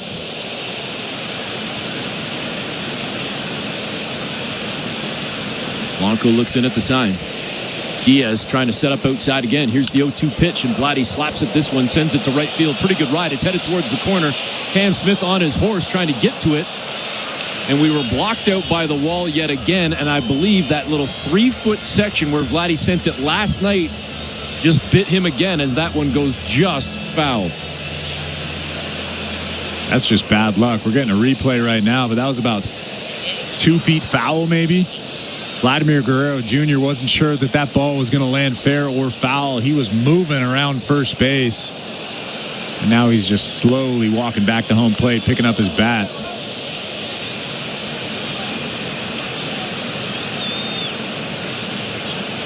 And Vladdy digs in, 0 for 2 in the ball game. Down in the count, 0-2 as well. With 1 down here in the sixth. The pitch from Blanco down low. Vladdy held off. It's 1-2. Pretty good changeup there. Nice take from Vlad.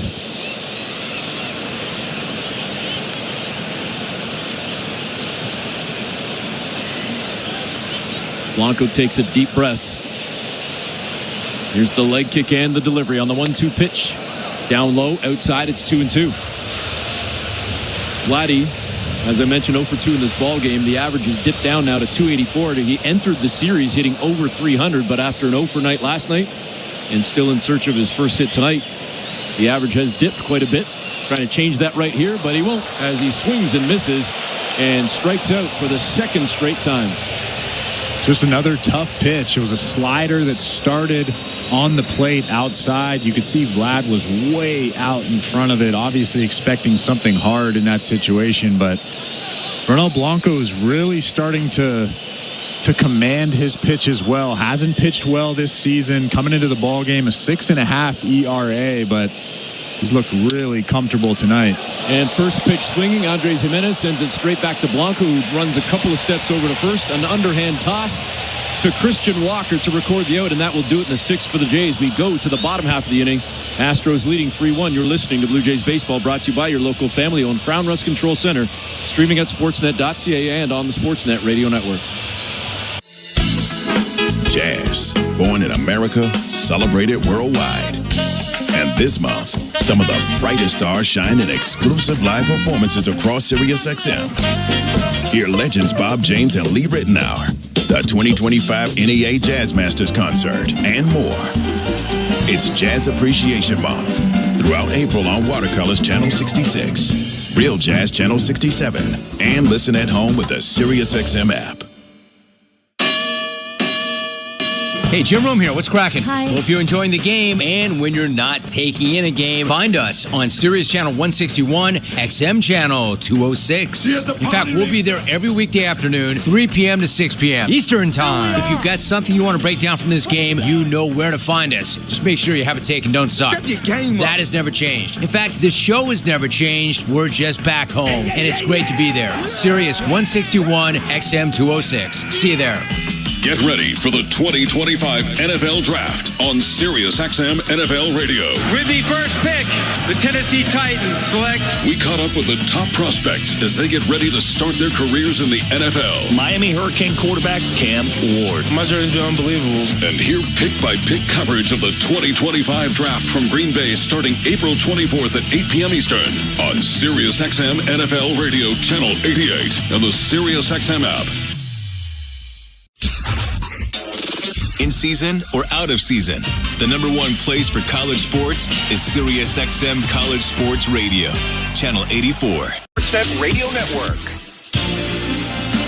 Bottom of the sixth inning, and the Astros lead the Blue Jays 3-1. Chris Bassitt still in the ballgame, and rightfully so. He's pitched well tonight, but his team trails again 3-1. Houston ahead by 2 with Christian Walker leading things off, and he's ahead in the count 1-0 as Bassitt misses inside with the sinker. The righty-on-righty matchup right here with Bassitt and Walker. Walker 1-for-1 in the ballgame. Had a single in the first, was hit by a pitch in his last at-bat. It seems like they're trying to pound him in. Like you mentioned, he was hit by that fastball in his last at-bat. And the first two pitches, both sinkers from Chris Bassitt. You could see Alejandro Kirk was set up inside. Obviously, they're trying to pound him in. He's a pretty good power hitter. Count even at 1-1. Here comes the pitch from Bassitt.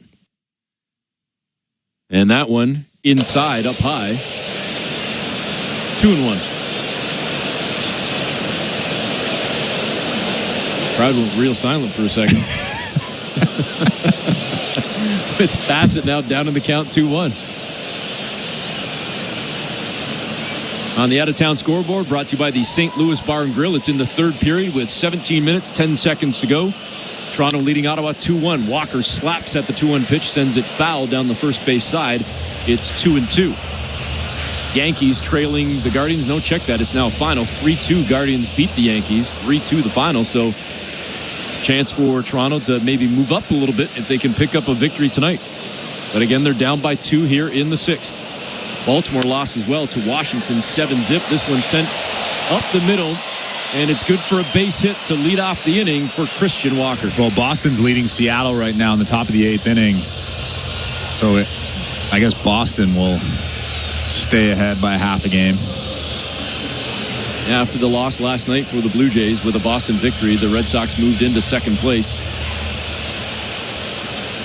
And Toronto trying to avoid a fourth straight loss with this ball game tonight. They're staring down that barrel right now, trailing 3-1 here in the sixth inning.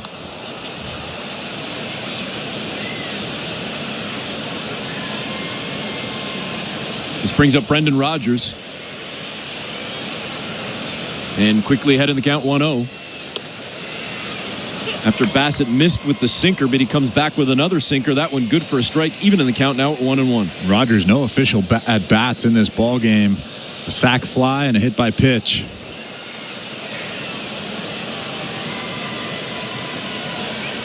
He's got Walker at first right now, none out here in the bottom of the 6th. And a balk was just called against Chris Bassitt. Well, I didn't quite see anything. Chris Bassitt was telling everybody in the dugout kind of get back there. That actually was a balk. I didn't see anything. Chris Bassitt isn't complaining. He's not arguing right now, so I'm assuming he did something that wasn't legal. Did you pick up on? I didn't see it. No.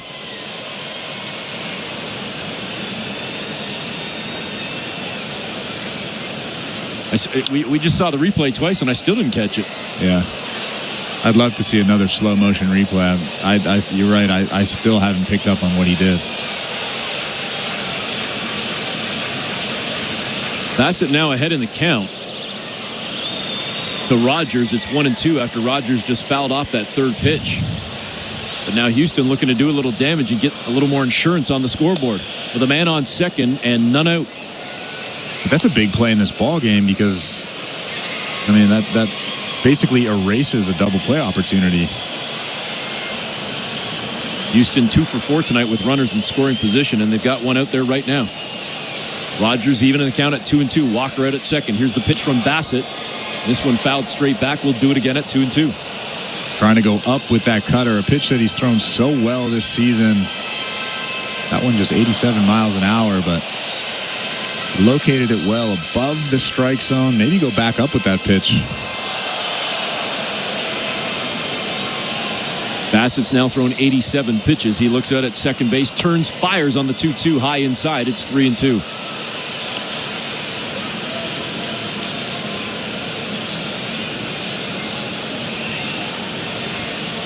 Rodgers hitting .250 on the season.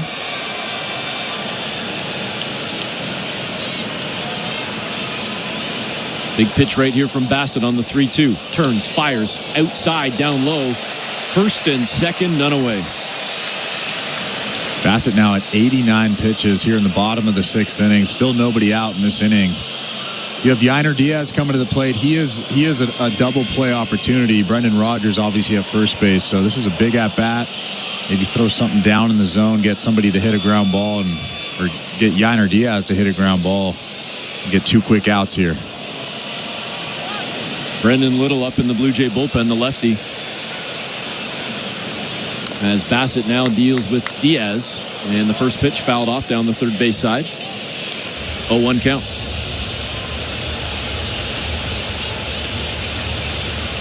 Diaz 0 for 2 tonight with a line out and a ground out. The average down to 145. Does have a little juice in the bat if he gets a hold of one. And he slaps at this one down the third base side. It's foul. He's down on the count, 0-2.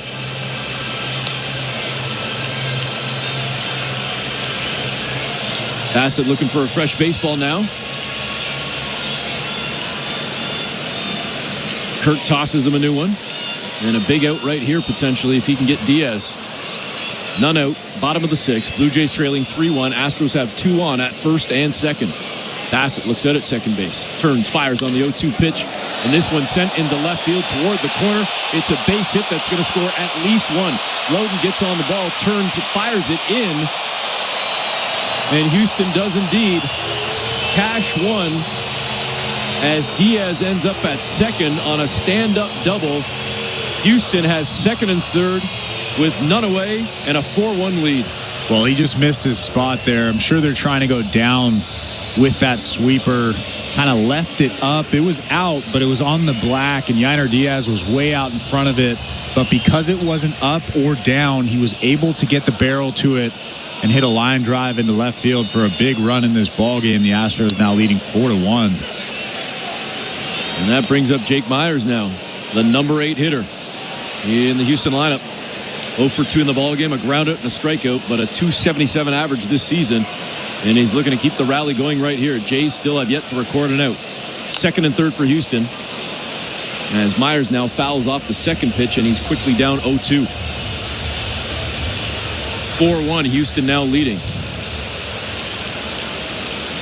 They scored 3 in the first, went scoreless in the second, third, fourth, and fifth, but now they've cashed 1 here in the sixth and looking for more.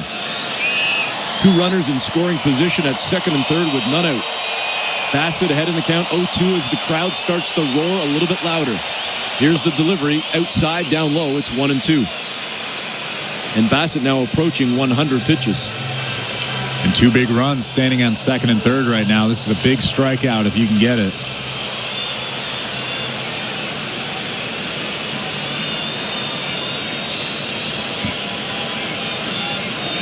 The 1-2 pitch. It was down low, but Myers chased it, swings and misses, and Bassitt gets a big strikeout. Well, you could tell what Chris Bassitt wanted to do there. He wasn't giving Jake Myers any chance of putting the barrel on that baseball through that split finger well below the strike zone. Pretty good pitch. We haven't seen many split fingers tonight from Chris Bassitt. I think his night is done. John Schneider is about to take the ball from him. Yep, indeed. Bassitt is done for the evening as the Jays will go to the bullpen with 1 out and a 4-1 lead. Let's send it back to baseball control with Show Ali. This pitching change is brought to you by Home Hardware, the official home improvement retailer of the Toronto Blue Jays, locally owned, genuinely Canadian. Take it away, Show. Thanks very much, Eric. Let's check in on the St. Louis Bar and Grill out-of-town scoreboard. Hard not to start these days with the Stanley Cup playoffs, the NHL postseason well underway. Last night we had 4 games.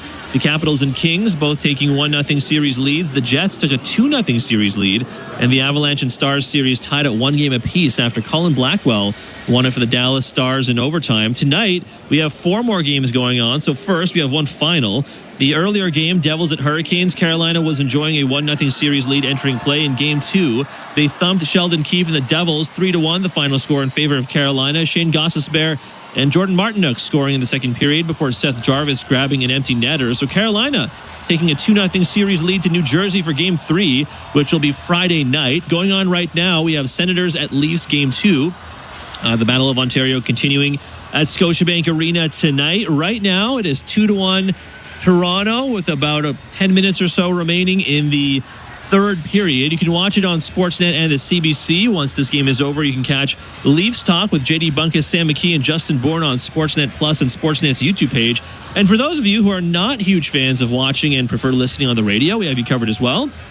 Once Jays Talk is done later tonight with Blair and Barker, we will play the entirety of Leafs Talk on the radio on our flagship station, Sportsnet 590 The Fan in Toronto. Bit of a late start for the other Atlantic Division matchup, but the Panthers and Lightning begin Game 1 tonight. It is currently 2-1 Panthers, 17 minutes to go in the second period. You can watch that game on Sportsnet 360. Blue Jays baseball, as always, is brought to you by Crown Rust Protection. Let's get you back to the action. Here's Eric Smith and Chris LaRue. Thanks very much, Show. Brendan Little coming into the ballgame in 12 games this season. The ERA sits at 2.70, and he's going to have to work out of this jam with the Astros having 2 on with just the 1 out. And he's dealing with Cam Smith, the youngster. First pitch swinging. Smith misses on that sinker from Little. Down on the count 0-1. And the Blue Jays have brought the infield in. So if you're Brendan Little, you're just trying to strike out Cam Smith in this situation. You're ahead in the count. Now you have to expand. The 0-1 pitch, swing and a miss, strike 2. That's a great pitch right there. Brendan Little knows exactly what he's trying to do. It was a curveball well below the strike zone, and young Cam Smith swung right over the top of it.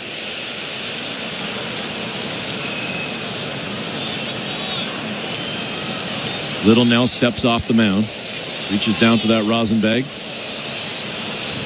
Steps back up and ready to get set with the 0-2 pitch. A big one coming from Little to Smith. He fires down low. Nice scoop and a great job by Kirk behind the plate to keep that in front of him. It's 1-2.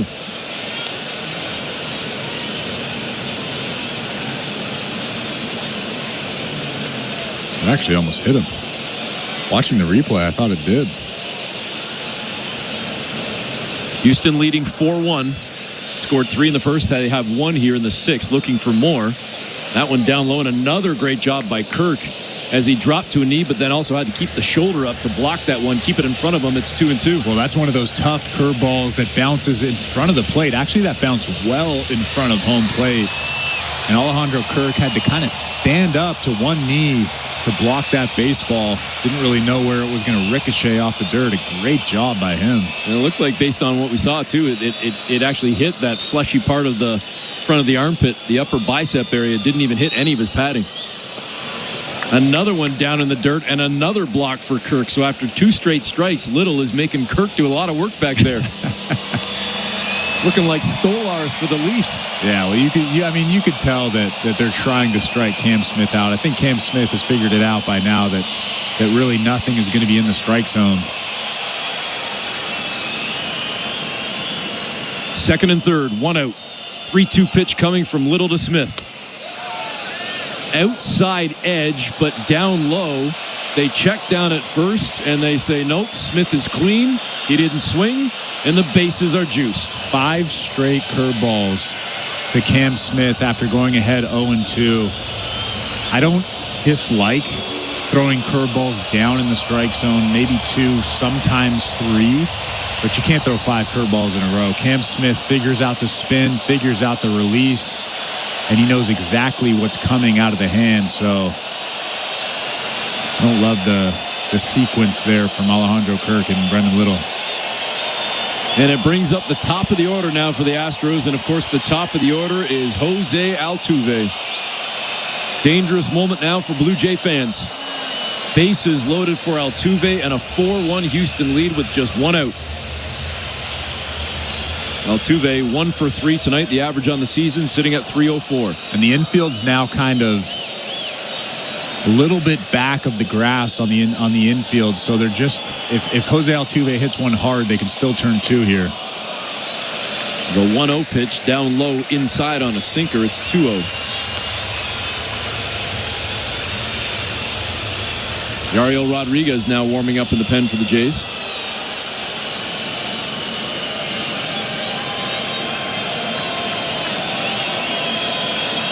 Here's the 2-0 pitch from Little. Down Main Street, good for a strike. 2-1. Altuve didn't offer at that one, and that thing was right down Main Street. Sinker at 93. The lefty Little to the righty Altuve. Getting set now for the 2-1 pitch. Down low, and Altuve went after it. The knuckle curve, good for a strike. It's 2-2. How about that? Takes a fastball right down the middle and then swings at a curveball. It bounced almost on the plate. Actually, it did bounce on the plate. Crowd starting to buzz a little bit more in Houston, looking for a big moment right here with the bases juiced. Still just 1 out. A 2-2 count to Altuve. Little takes a deep breath, turns and fires. And Altuve swings and misses, and a huge strikeout for Brendan Little.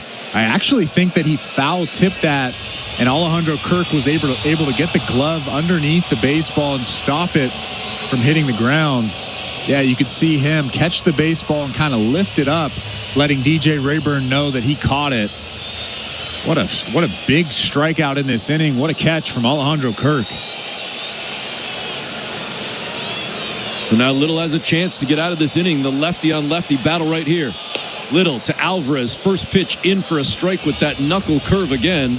0-1. And now, of course, with 2 outs, the infield is back to normal depth. Alvarez with 4 career grand slams and a .379 average with the bases juiced. Swing and a miss, strike 2 as he chased after that knuckler. Do you throw another one of those? Yeah.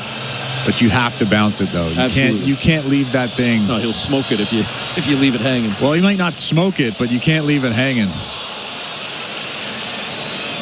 Bases loaded, 2 out, 2 strikes, 0-2 count. Little to Alvarez. Tried to come inside. It skied out to center field, but plenty of room and lots of time to make the snag out in center for the Jays was Nathan Lucas, and that will do it as the Blue Jays get out of a jam. Great job by Brendan Little. We go to the 7th inning. Jays down by 3. You're listening to Blue Jays Baseball, brought to you by your locally family-owned Crown Rust Control Center, streaming at sportsnet.ca and the Sportsnet Radio Network. Timber Mart is Canada's building center. Your home team advantage with the right materials and the right price. Project know-how that's brought together a wealth of plans and solid advice. Trust your team at your locally owned Timber Mart. Find your location at timbermart.ca. At Crown Rust Control Center, protection runs deep because every Crown Rust Control Center is owned by a local family who cares beyond business. Your Crown Rust Control Center is 100% committed to their product, to you, to their community, which is your community. Protecting you and what matters to you is equally important as protecting your vehicle.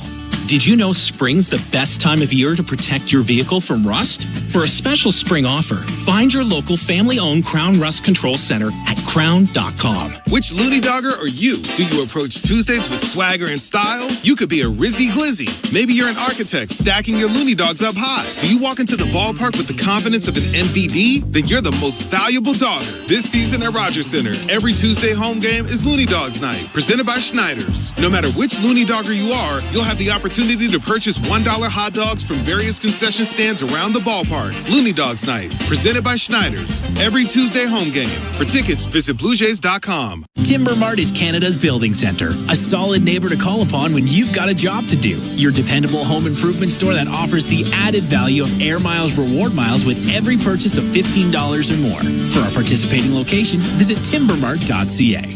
This is Toronto Blue Jays baseball. Fastball cracked to center field, to the wall, to the track. It's gone. On Sportsnet 590 The Fan and the Sportsnet Radio Network. Welcome back. Eric Smith and Chris LaRue with you. Seventh inning brought to you by Home Hardware, the official home improvement retailer of the Toronto Blue Jays. Locally owned, genuinely Canadian. Blue Jays trailing 4-1 as Ronel Blanco comes out for the seventh inning, and why not?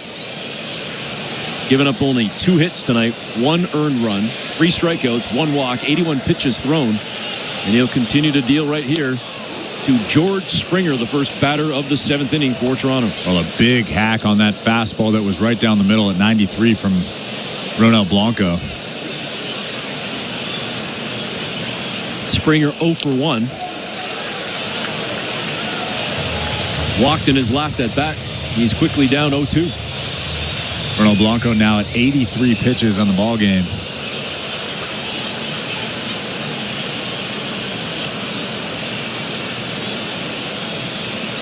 The 0-2 pitch outside, 1-2.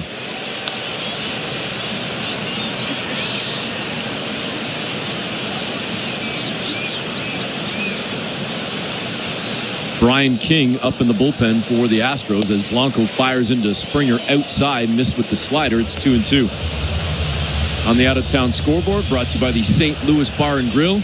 7 minutes, 41 seconds remaining in Toronto. Maple Leafs leading the Senators still 2-1. Springer sends one to short on a line. It's stabbed by Pena, 1 away. We continue to look at that out-of-town scoreboard in the National Basketball Association. Oklahoma City beats Memphis 118-99. Indiana defeating Milwaukee 123-115.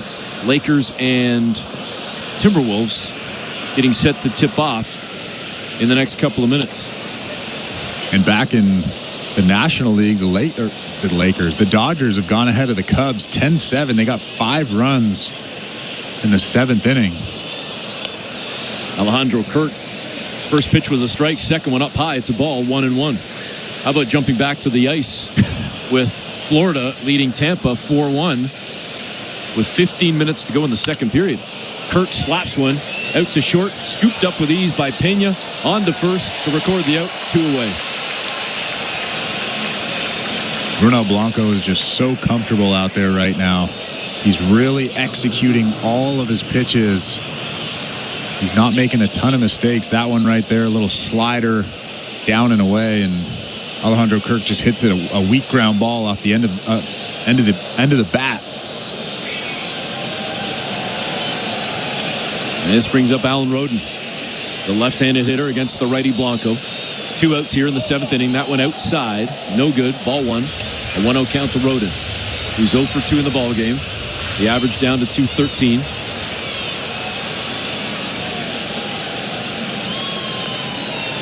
Second pitch outside, missed with the changeup, 2-0 count. Blue Jays with just 2 hits tonight, 1 run, trailing 4-1 here in the top of the 7th. The 2-0 pitch, that one came a little bit inside, a little too far inside. Roden held off. It's 3-0.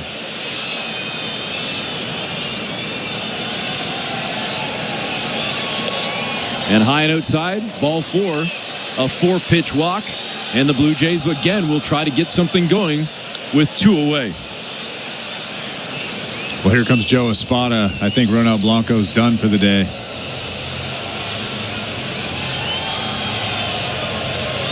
Certainly pitched well tonight for the Astros, and he's slapping 5 with his teammates right now as indeed his night is done. He will check out of this ball game with 2 down in the 7th inning. This pitching change brought to you by Home Hardware, the official home improvement retailer of the Toronto Blue Jays, locally owned, genuinely Canadian, as we go back to baseball control with Show Ali. Thanks very much, Eric. Let's check that St. Louis Bar and Grill out-of-town scoreboard. Let's continue checking on the National Hockey League. Going on right now, Sens at Leafs. Game 2 down at Scotiabank Arena as the Battle of Ontario continues. There's about 7 minutes left in the third period, and the Leafs still leading the Sens 2-1. Shots 23-17 in favor of Ottawa. You can watch this game on Sportsnet and the CBC, and once this game is over, you can catch Leafs Talk with JD Bunkus, Sam McKee, and Justin Bourne on Sportsnet Plus and Sportsnet's YouTube page. Once Blair and Barker are done with Jays Talk after the conclusion of our game, we will play the entirety of Leafs Talk with JD, Sam, and Justin on the radio on our flagship station, Sportsnet 590 The Fan in Toronto. We also have Panthers Lightning. It's game 1 tonight after the playoffs have been going on for a couple of days. Panthers at Lightning have the Panthers up 4-1. Tkachuk, Bennett, Reinhart, and Schmidt all scoring for Florida. There's about 12 minutes left in the second period, so that game's about half over. You can watch that game on Sportsnet 360. The winner of this series has actually advanced to the Stanley Cup final each of the last 4 times it has taken place, so we'll see if that remains true over the next few months. The late game, by the way, is in Vegas. The Wild will take on the Golden Knights at T-Mobile Arena. Vegas leads the series 1-0. Puck drop of this game goes just after 11 p.m. Eastern, 8 Pacific. You can watch it, of course, on Sportsnet. And a front office change on Long Island. Earlier today, the Islanders announced they are parting ways with President and GM Lou Lamoriello, who had spent the last 7 years in the role. His contract was not renewed, the team said earlier this afternoon. Blue Jays baseball brought to you by Crown Rust Protection. Back to Eric and Chris. All right, thanks very much, Joe. Brian King comes into the ball game in the first pitch, first swing, first out. And that does it. As Wagner sits down, lining out to second base, and that will do it for the Blue Jays. We head to the bottom of the 7th inning. Astros leading 4-1. It's Toronto Blue Jays baseball, brought to you by your local family-owned Crown Rust Control Center. Streaming at sportsnet.ca and the Sportsnet Radio Network. Drywall, an essential part of many, many projects. It's important to get it right and start with quality materials. Essentials you'll always find competitively priced at Timber Mart, like CGC, a recognized giant in the drywall industry for over 100 years and leading Canadian manufacturer of gypsum drywall. Well established and reputable, building pros and contractors know CGC, and you get exactly what the best builders trust. That's as sexy as drywall gets. Timber Mart, Canada's building center. Prime Minister Stephen Harper. I led Canada through the global financial crisis. Today, we also face big challenges. The 2 men running to lead us both once worked for me, and my choice unequivocally is Pierre Poilievre. Only Pierre is putting forward an actual plan to make life affordable, make our streets safer, and put us in a strong position in dealing with the U.S. Only Pierre will bring change. Please join with me in voting Conservative. Authorized by the Chief Agent of the Conservative Party of Canada. Guess who just bundled their home and auto with Desjardins Insurance? Well, look at you, all grown up and saving money. Yes, I am. Mom told you to do it, didn't she? Yes, she did. Get insurance that's really big on care. Switch and you could save up to 35% on home insurance when you bundle home and auto. Desjardins Insurance. Here for your home, auto, life, and business needs. Certain conditions apply. This is Toronto Blue Jays baseball. He rocks the ball to left field. The Blue Jays have gone back to back to back. On Sportsnet 590 The Fan and the Sportsnet Radio Network. Welcome back. Eric Smith and Chris LaRue with you, getting set to start the bottom half of the 7th inning. Houston leading 3-1. Check that, 4-1, a 3-run lead. It's a 4-1 lead overall. As Yariel Rodriguez comes into the ballgame now for the Blue Jays, in place of Brendan Little, who pitched well. And oh, by the way, before we get things going officially here in the bottom of the 7th inning on the St. Louis Bar and Grill out-of-town scoreboard, Ottawa scored with just over 5 minutes to go in Toronto. They have tied the game 2-2 against the Leafs. First pitch from Rodriguez is inside to Isaac Paredes and a 1-0 count. And Yariel Rodriguez has a 4.82 ERA this season, 8 ball games, 9 1/3 innings pitched, 7 strikeouts. He's looked pretty good. The 1-0 pitch in for a strike. Fastball at 96, 1-1. In his last 7 games, he has a 2.16 ERA, 7 ball games, 8 1/3. And that fastball velo has been up to 99 miles an hour. That's what you want in a late inning reliever.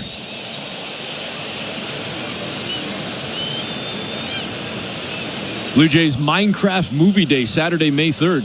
At Rogers Center, brings together the thrilling energy of Blue Jays baseball and the creative world of Minecraft. Go to bluejays.com/promotions. Rodriguez with the 1-1 pitch just inside. It's 2-1. The first 15,000 fans enter the ballpark. Grab the Blue Jays Minecraft movie hat. So I know you'll be all over that.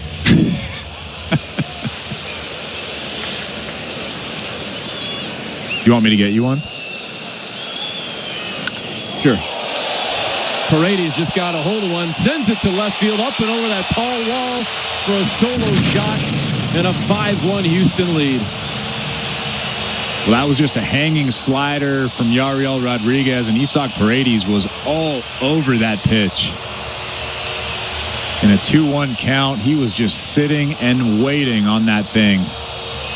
Good teams take advantage of mistakes from pitchers, and that one right there was no different.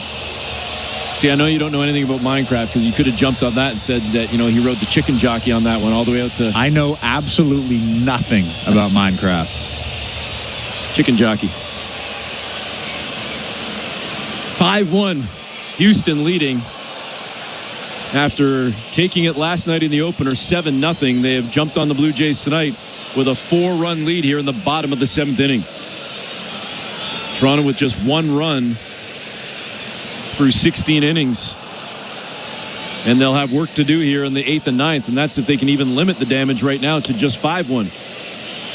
The solo shot to start this inning brings up Jeremy Pena, who's now even in the count 1-1. After that sinker is in for a strike for Rodriguez.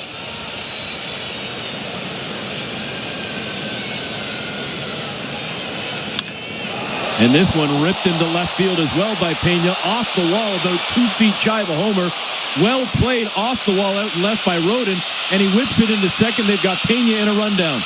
Wagner catches it at first, tosses it back to Bassitt covering second, who tags Pena to record the out, 1 away. Well, Jeremy Pena absolutely ripped that ball. It was about 5 feet from going over that fence in left field, and he tried to take second base, but Alan Rodin with a good job fielding that baseball off the top of the wall and made a good throw into second base for the first out of the inning. But I think the biggest thing with Yariel Rodriguez, even when he pitches well, he just falls behind. He throws ball 1, and then he's kind of fighting to get back in the count. First 2 batters of this innings, he's fallen behind 1-0, 2-0. And you have a homer and a ball ripped off the top of the wall. So I think that's something that he really has to work on, is really getting ahead, throwing strike 1. Brings up Christian Walker. 2 for 2 in the ball game, 2 singles, hit by a pitch. He's got a run scored and a run batted in. Ahead in the count 1-0 as Rodriguez missed with the slider. Here's the 1-0 pitch. That one way up high, 2-0. And there you go. So the first batter, he was behind 2-0. The second batter, 1-0. And now to Christian Walker, he's behind in the count again, 2-0.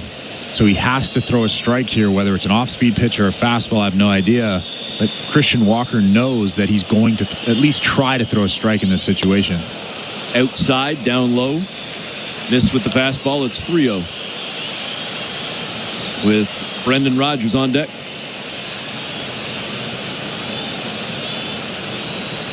Houston leading 5-1. And the 3-0 down Main Street. This one also sent on a ride. As Walker got a hold of it, sent it to deep center field.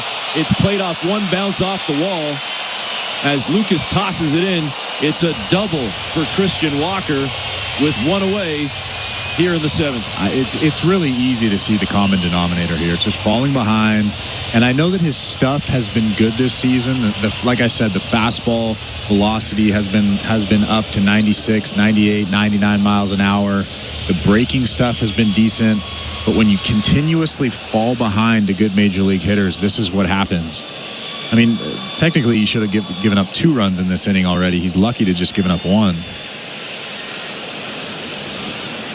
Brings up Rogers. Brendan Rogers, his plate appearance, swing and a miss on the first pitch.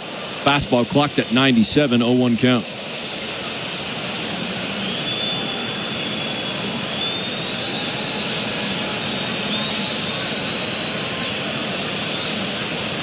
Rodriguez comes set, takes a deep breath, quick look out at second, turns and fires on the 0-1 pitch. That one fouled straight back. It's 0-2.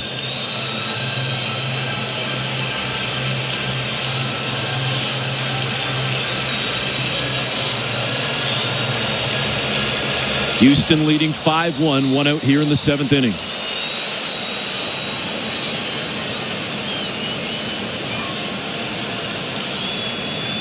Rodriguez checks second, turns, fires on the 0-2 pitch. And it's ball 1. I think that was actually closer to the zone than it looked, but yeah, he just Alejandro Kirk kind of got handcuffed with the way he caught that. Well, he also missed his spot by quite a bit. I think it just looked bad.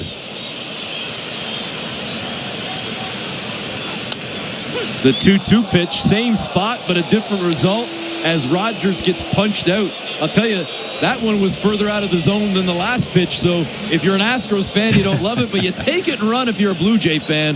The strikeout for Rodriguez, there's 2 away. Well, on the first pitch, Alejandro Kirk was set up out and away, and on this one, he was actually set up on the inside part of the plate. So DJ Rayburn thought the pitch looked better than it actually was. That pitch was out of the strike zone, and Brendan Rodgers had a quick word for DJ Rayburn, and I tend to agree with him.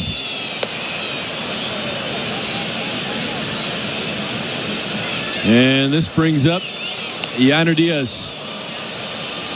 He had an RBI double on his last at bat, 1 for 3 in the ballgame, batting 157 on the season. He's got a runner in scoring position right now with the Astros leading 5-1, 2 away here, bottom of the 7th. Rodriguez turns, fires to Diaz, who sends one sky high into shallow center field. Back to make the grab is Jimenez, who records the out, and that will do it. We go to the 8th inning. Blue Jays trailing 5-1. You're listening to Blue Jays Baseball, brought to you by your local family-owned Crown Rust Control Center. Streaming at sportsnet.ca and the Sportsnet Radio Network. Hey, do you ever wonder how life might look if you'd saved a little more? Well, April is Financial Literacy Month, and Planned to AT is here to help. We're a nonprofit helping young people improve their futures through financial wellness education. Our fun, simple workshops help students build healthy money habits and get them ready for the workforce. Text PTAT to 26989 to learn how you and your company can get involved. That's PTAT to 26989. While you're listening to this game on SiriusXM, we're talking about the latest odds and prop bets for this and every game on Sports Grid Radio. The under's minus 125. Heavy juice to the under. Every home run hit and every strikeout thrown can change the line. I can't for the life of me figure out how you can favor a team that never wins, ever. If you're looking for sports talk centered around the latest odds and prop bets for games, races, tournaments, or any sporting event, Sports Grid Radio, SiriusXM, Channel 159. I'm John Paul Morosi, host of the SiriusXM original podcast, The Road to Cooperstown. Hear our conversations with Hall of Famers about the challenges they overcame on the journey to baseball immortality. It is a hard game, and mentally it's hard. I used to go to bed crying. They pretty much knew I was going to have lung surgery after the season. I wasn't for sure. Would I ever play baseball again? The Road to Cooperstown is the official podcast of the National Baseball Hall of Fame and Museum. Episodes are available now on the SiriusXM app or wherever you get your podcasts. Blue Jays fans, no matter where you are, you won't miss a pitch with the SiriusXM app. Hear every game all season long. Download the SiriusXM app and search Blue Jays. Sportsnet Radio Network. On to the 8th inning we go. At Bet365, you can watch thousands of live games, build your own bet, and can even make a bet while the game's still being played. 19 plus. Play responsibly, Ontario only. That's Bet365. As the Blue Jays get set to start this 8th inning, trailing 5-1, and another pitching change for the Houston Astros. Yeah, Brian Abreu's on the mound, a 2.79 ERA this season. He's the high strikeout rate guy, 12.1 strikeouts per 9 innings. He's got some high velo. Seen him up to 100 miles an hour in his young career, but he's a tough one. First pitch into Ernie Clement. Good for a strike. Got him with the slider, 0-1 count. And by the way, on the St. Louis Bar and Grill out-of-town scoreboard, it will go to overtime with the Senators and Leafs tied 2-2. Second pitch to Clement is a strike. You got to be kidding me. Clement can't believe it. He was so frustrated with that call, he had to call time and walk away. Wow.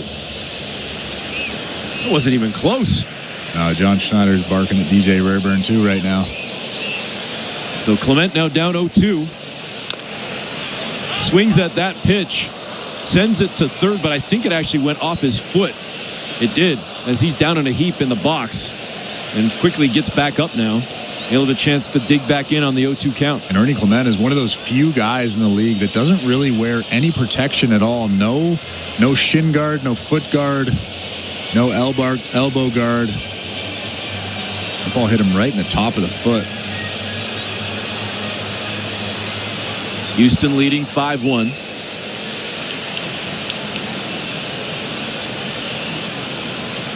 Abreu staring in at the signal. Here's the delivery. And that one fouled off by Clement. We'll do it again at 0-2. As we mentioned, this pitch change that happened at the start of this inning. Pitching change brought to you by Home Hardware, the official home improvement retailer of the Toronto Blue Jays. Locally owned, genuinely Canadian.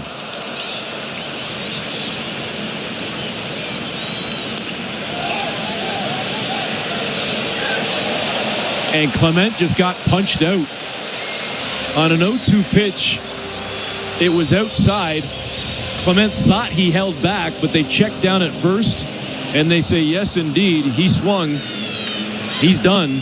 There's one away. Yeah, we just got the slow motion side view, and Ernie Clement definitely swung at that. A good call from first base umpire John Lipka.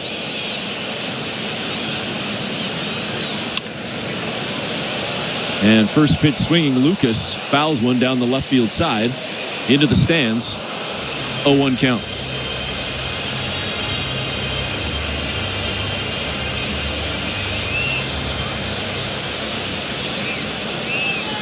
Blue Jays trailing 5-1. Hoping to avoid a fourth straight loss tonight, but they've got work to do here late in this ball game. Up high, clocked at 99. Abreu missing with the fastball. And Lucas pulls even at 1-1.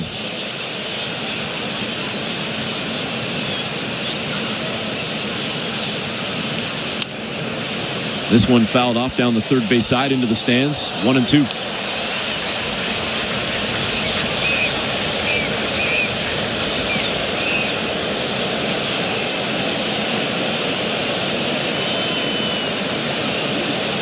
Lucas 1 for 2 in the ball game. Had a solo shot back in the second inning. That's the Blue Jay only run. The 1-2 pitch outside. Another fastball clocked at 99. It's 2-2. It's a good take. Great take right there. Tough fastball just off the plate outside.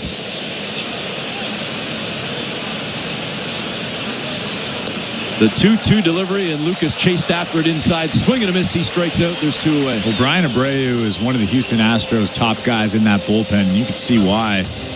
Upper 90s fastball, and then that tough slider, especially to lefties when he back foots it like that. 88 miles an hour with all kinds of depth. Just diving below Nathan Lucas's bat. Brings up to the top of the order now for the Blue Jays with Bo Bichette 0 for 3 in the ball game. And Bichette looks at the first pitch, catches the outside edge. It's good for a strike on the slider, 0-1 count. Pop out, fly out, ground out for Bichette. Despite the 0 for 3, still batting over 300 at 301 right here. Swing and a miss, strike 2.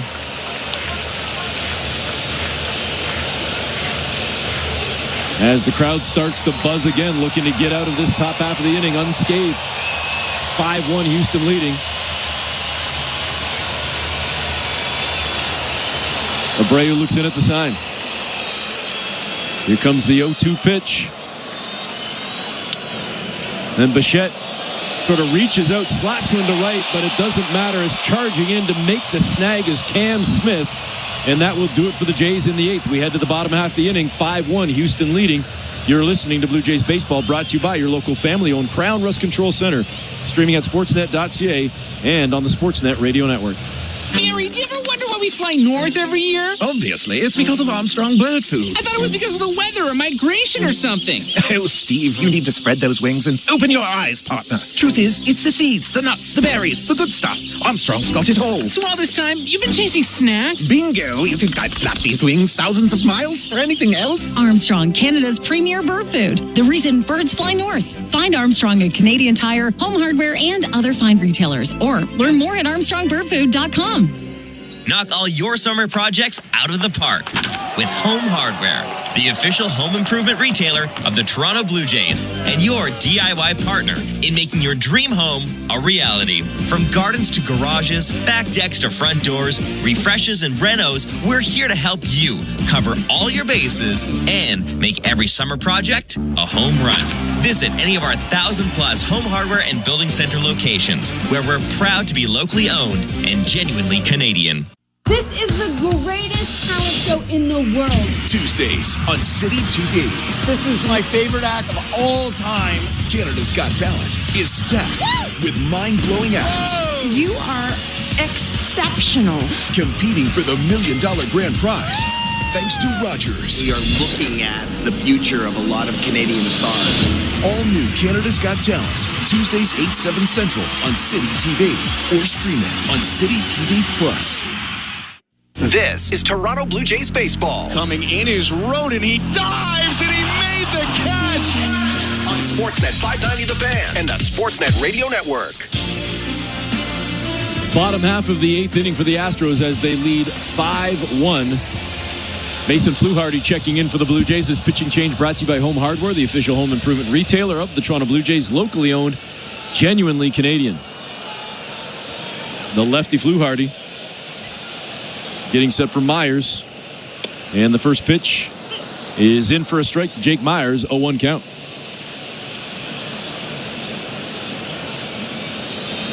Myers 0 for 3 in the ballgame with a ground out and 2 strikeouts. He struck out in each of his last 2 at-bats.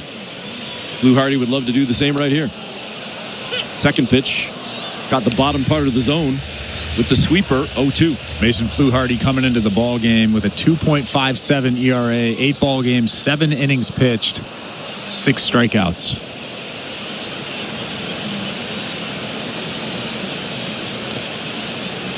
The 0-2 pitch down low, missed with the sweeper on that one. 1-2.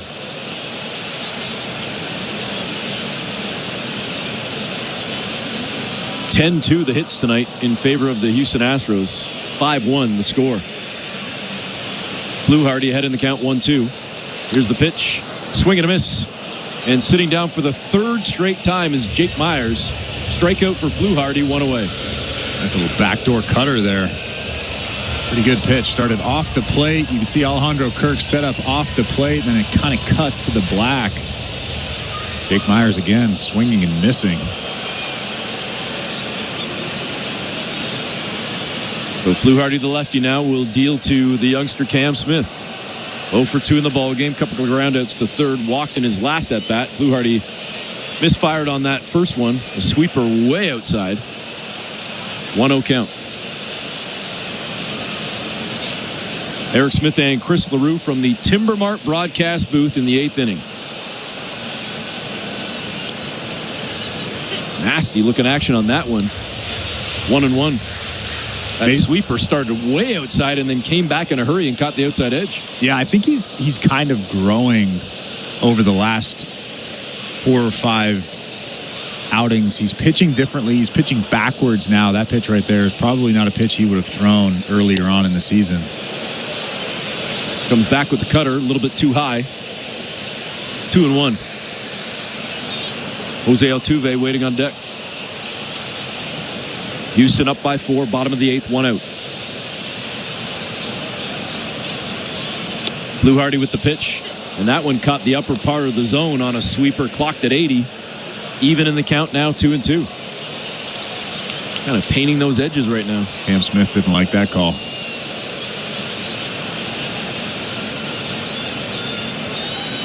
The 2-2. Swing and a miss. Strikeout again for Fluharty. Back to back. And he'll look to strike out the side with Altuve coming to the plate. Well, he's got a really good feel for that outside cutter to right-handed hitters. Again, starts it off the plate, and it kind of cuts back in and just clips the black. And Cam Smith knew it, kind of waved at it. Mason Fluharty gets his second strikeout of the inning.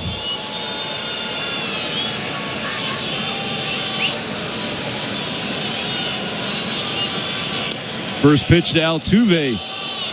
The sweeper in for a strike. He's got it reeling right now. Mason Fluharty ahead in the count 0-1.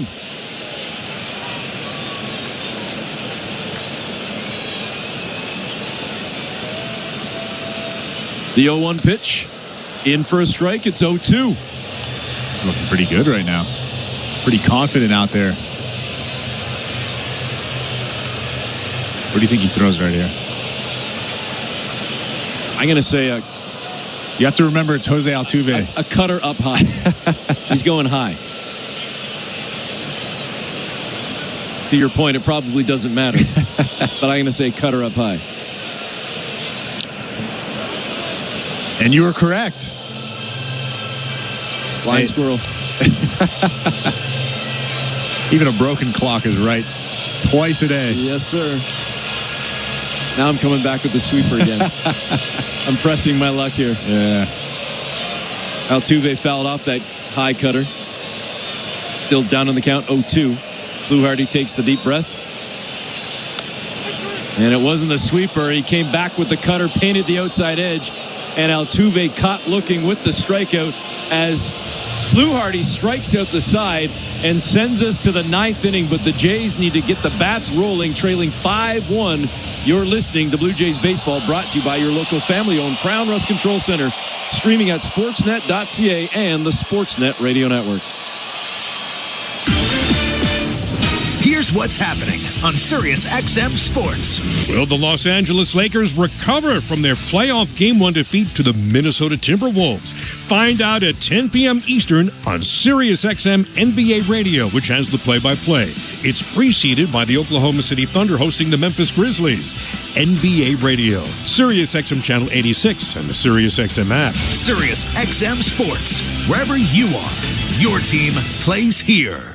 Every night after the final out, the Round Trip Roundup brings you the scores, highlights, and analysis from every game across Major League Baseball, all in less than 30 minutes. Swung on and missed, strike 3 and a no-hitter. It's the perfect way to get caught up on all the night's biggest home runs and best performances. And a high drive, deep right center. It's the Round Trip Roundup on MLB Network Radio every night on Sirius XM Channel 89 and every morning on the Sirius XM app. VSiN, the sports betting network, is back on SiriusXM. Go to channel 158 for informed wagering and fantasy advice from familiar voices like Gil Alexander, Paulie Howard, and Mitch Moss. Plus, SiriusXM mainstays Adam Shine, Rich Gannon, and the guru, John Hansen. We're getting you ready for the upcoming games with a finger on the pulse of the latest news and the moving lines and odds. VSiN, the sports betting network, is now on SiriusXM 158 and on the SiriusXM app. Jays fans, John Schneider joins MLB Network Radio every other Wednesday at 11 a.m. Eastern on Sirius XM 89 and the Sirius XM app. Sportsnet Radio Network. Getting set to start the 9th inning. And Josh Hader coming into the ball game now for the Houston Astros. Pitching change brought to you by Home Hardware, the official home improvement retailer of the Toronto Blue Jays, locally owned, genuinely Canadian. Hader sporting the ERA at 0.82. He's given up just 1 earned run in 11 innings this season. 5 hits, 13 strikeouts.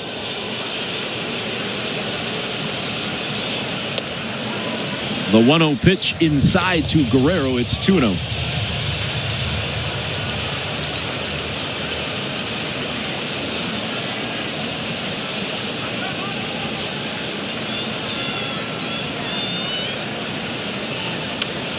Down low on the 2-0. It's 3-0. Josh Hader's got a really funky motion. He kind of shows you the back of his jersey, turns almost all the way, so he's looking at center field. And then he comes at you with that 3/4 arm slot. It's a tough guy. Taking the entire way on the 3-0. Vladdy stares at the strike. The sinker in for Hader. It's 3-1. Swing and a miss. Right down Main Street. Clocked at 95. Vladdy couldn't catch up with that one, and it's 3-2. Doesn't quite have the 97, 98 that he used to, but it's still electric stuff. And a swing and a tip, but straight back into the glove of Diaz.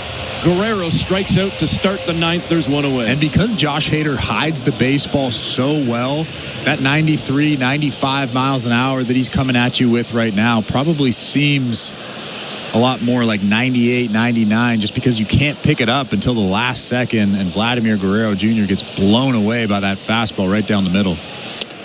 First pitch into Jimenez up high. Missing with the sinker and a 1-0 count. Overtime underway down at Scotiabank Arena with the Senators and Leafs tied 2-2 on the out-of-town scoreboard. Brought to you by the St. Louis Bar and Grill. Jays trailing 5-1 in the ninth. They need a rally here with one out.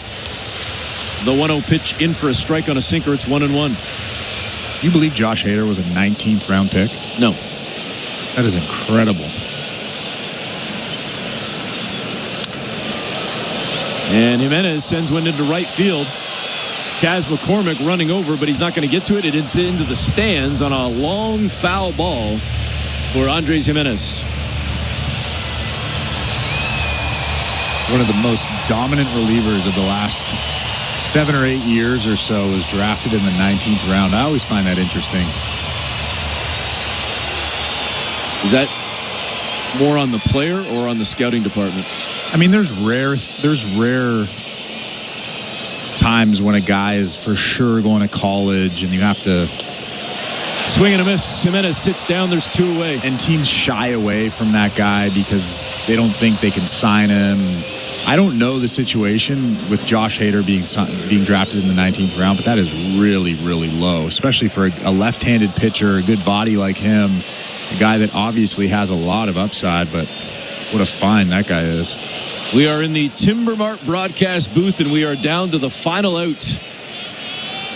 Jays are going to need 4 just to tie it with 2 away. Springer with a big cut on the first pitch.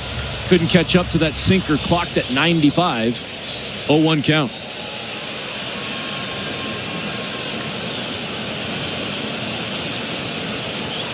The 0-1, Springer fouls it back, and it's 0-2. Toronto down to its final strike.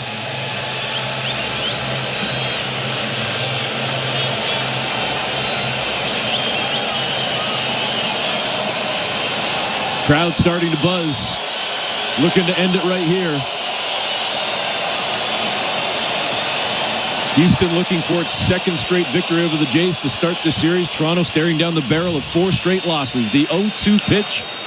And that one off the handle of the bat. Springer was just trying to get out of the way, and it actually came inside, deflected off his bat, fouled down the first base side. We'll do it again at 0-2.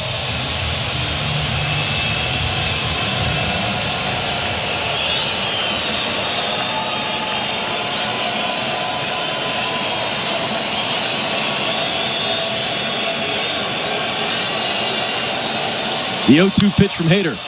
And Springer pops it up into shallow right field. Coming in underneath it to make the snag. Kaz McCormick reports him. And the Houston Astros beat the Toronto Blue Jays 5-1. Well, we knew coming into this game that Ronel Blanco was struggling. He came into the ballgame with a 6.48 ERA, had 10 walks in 16 2/3 innings this season, but he was really, really good. He threw a no-hitter against the Blue Jays last year on April 1st. And I said before the ball game, he's a guy that really throws a good changeup. Hasn't thrown the changeup that much this season, just 12% of the time, but he used it really effectively today, and he dominated Toronto. So the Blue Jays on only 2 hits score 1 run. It was a solo home run back in the 3rd inning from Nathan Lucas. And that's all the Jays could muster tonight. 1 run in 2 games. They dropped the first 2 in Houston. They've dropped 4 overall.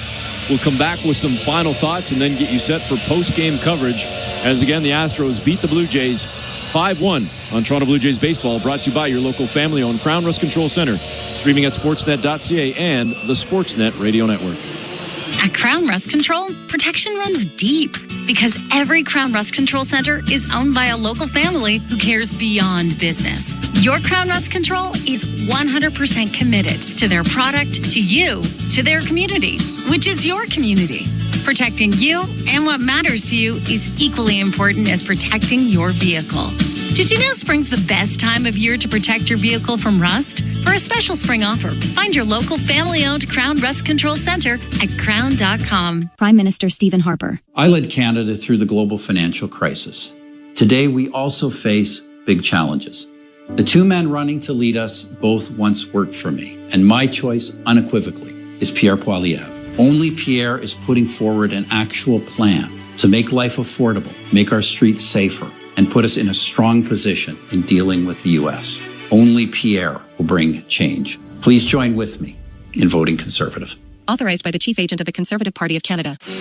Knock all your summer projects out of the park with Home Hardware, the official home improvement retailer of the Toronto Blue Jays and your DIY partner in making your dream home a reality. From gardens to garages, back decks to front doors, refreshes and renos, we're here to help you cover all your bases and make every summer project a home run. Visit any of our 1,000+ Home Hardware and Building Center locations where we're proud to be locally owned and genuinely Canadian. One of the best in the game at receiving the ball. He's about as good of a strike zone controller as the Blue Jays have. To a team of elite defenders, he is Captain Kirk, a game caller in unison with this pitcher. Does he ever have a knowledge of the strike zone? Framing pitches with precision and a steady hand. Kirk's done it again. Be one of the first 15,000 fans at the ballpark on Wednesday, April 30th to get your Alejandro Kirk bobble arm. For tickets, visit BlueJays.com. Lights up, let's go. This is Toronto Blue Jays baseball. 10 Ks today for Kevin Gausman in 7 scoreless innings. On Sportsnet 590 The Fan and the Sportsnet Radio Network. Well, the Blue Jays tonight lose to the Houston Astros. 5-1 the final, and certainly a tough start for the Jays, Chris, on this 6-game road trip. As they dropped the first 2, they've dropped 4 straight overall, and they're going to stay down in 3rd place in the American League East. And you mentioned earlier tonight, with the way things were going for the Boston Red Sox, playing in and factoring in that the Yankees lose tonight. So Toronto had an opportunity to maybe catch up a little bit of ground, but Yankees lose to the Guardians. Red Sox beat the Mariners, but Toronto loses 5-1 to Houston. And really, it started in the first inning. Chris Bassitt didn't get knocked around. He got fluked around and was suddenly down 3-0, and Toronto was never able to recover. Yeah, I think the Blue Jays coming into this ball game, they were probably more confident today than they were yesterday. Hunter Brown had been dominant so far all season long for the Houston Astros, and he has a live fastball, a really good arm. But coming into this ball game, they had Chris Bassitt, who had a .77 ERA coming into the ball game, has been pitching really, really well. And they're going up against Ronald Blanco, who has a 6.5 ERA. So coming into this ball game, I'm sure they were very confident. They didn't think that Chris Bassitt would give up 3 runs off of 4 dinker hits in the first inning, and they sure didn't think that Ronald Blanco would have the changeup that he had tonight and the command of all his pitches. He walked 10 guys coming into the ballgame in just 16 innings, 16 2/3 innings. So you have to give credit. You have to tip your cap to Ronald Blanco tonight. He really, really pitched well and dominated the Blue Jays. Now, tomorrow it's not an afternoon getaway type of game. It is going to be another evening game. It's about only a half-hour difference. So instead of an 8:10 first pitch, we're going to have a 7:40 first pitch. But how confident should Blue Jay fans feel going into Game 3, trying to get off the schneid and finally break this skid with Francis going against Gusto? Well, I think with Bowden Francis on the mound, you always have to be confident. He's got such great stuff, and he's looked really confident this year. I wasn't sure how he would perform early this season with the success that he had last season, but he's looked really good. Obviously not as dominant as he was last season. It's hard to replicate that type of success, but he's looked very, very good and very, very confident, especially that split finger. So the Jays now at 12-12 with the loss tonight, trying to get back on the winning track tomorrow with Francis. Again, first pitch at 7:40, and we will have it for you right here on the Blue Jays Radio Network and, of course, on the Sportsnet app. Want to mention before we go that this copyrighted broadcast was presented by authority of Rogers Blue Jays Baseball Partnership and may not be reproduced or retransmitted in any form. And the accounts and descriptions of this game may not be disseminated without the express written consent of Rogers Blue Jays Baseball Partnership or the Sportsnet Radio Network. Jays lose 5-1 thanks to Tom Young, our technical director and producer and host, Show Ali, as Jays Talk starts now with Blair and Barker.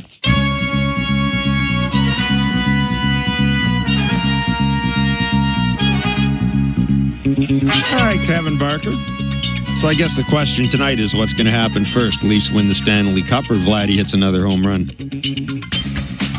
Leafs win the Stanley Cup. You're new around here, aren't you? 5-1, the Houston Astros have beaten the Toronto Blue Jays in the second game of a 3-game series. The Leafs, they won tonight, 3-2 in overtime. So all is right, at least in that part of the world. Boy, Kevin, I'll tell you what, I'd take 3 runs right now. I'd never mind 3 goals. I'd take 3 runs right now from the Blue Jays. I mean, look, Chris Bassitt gave up 3 runs in the first inning. Didn't exactly get knocked around, but gave up 3 runs. And, I mean, I texted you and I said, we might as well start doing Blue Jays talk before the Jays even come up to the plate because it was done after that 3-run first inning. Yeah, well, I mean, it's, it's sort of some bad luck there, right? I mean, it is a game of inches, right? The Altuve base hit off of Wagner's glove. You're wondering, right, if Vladdy's at first base, does he make that play? Wagner's still learning, right? Where's he playing? What's the jumps look like? How's the ball coming off a right-handed hitter when you're playing first? Little things like that. The jam shot from Alvarez, that's some bad luck. The Pena cutter that was away. I mean, that's a swing and bunt down the third baseline. Like, that's some bad luck. The sweeper was a bad pitch on the sac fly. Like, there was some bad pitching in there. There was some bad luck. Down 3-0. Offensively just didn't look like they had a plan. I mean, Blanco basically arm side. He's throwing a little bit harder than he has been all year. I mean, the velocity on the four-seamer was a tick up. The slider velocity was a tick up. You could tell they were having a real tough time telling the difference. Looked to me like it was tunneling a little longer. It would break a little later. Fanny out, sort of that little weak all-arm swing. That's why you saw a bunch of ground balls to the pull side.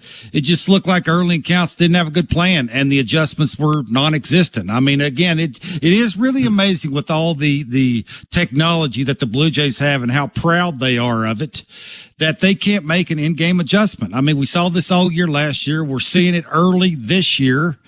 It's just where a decent pitcher, Blanco's not a great pitcher. He's a decent pitcher. I mean, right, he just found his lane. He found the nice release point on the slider. It was far and away his best outing of the year, though.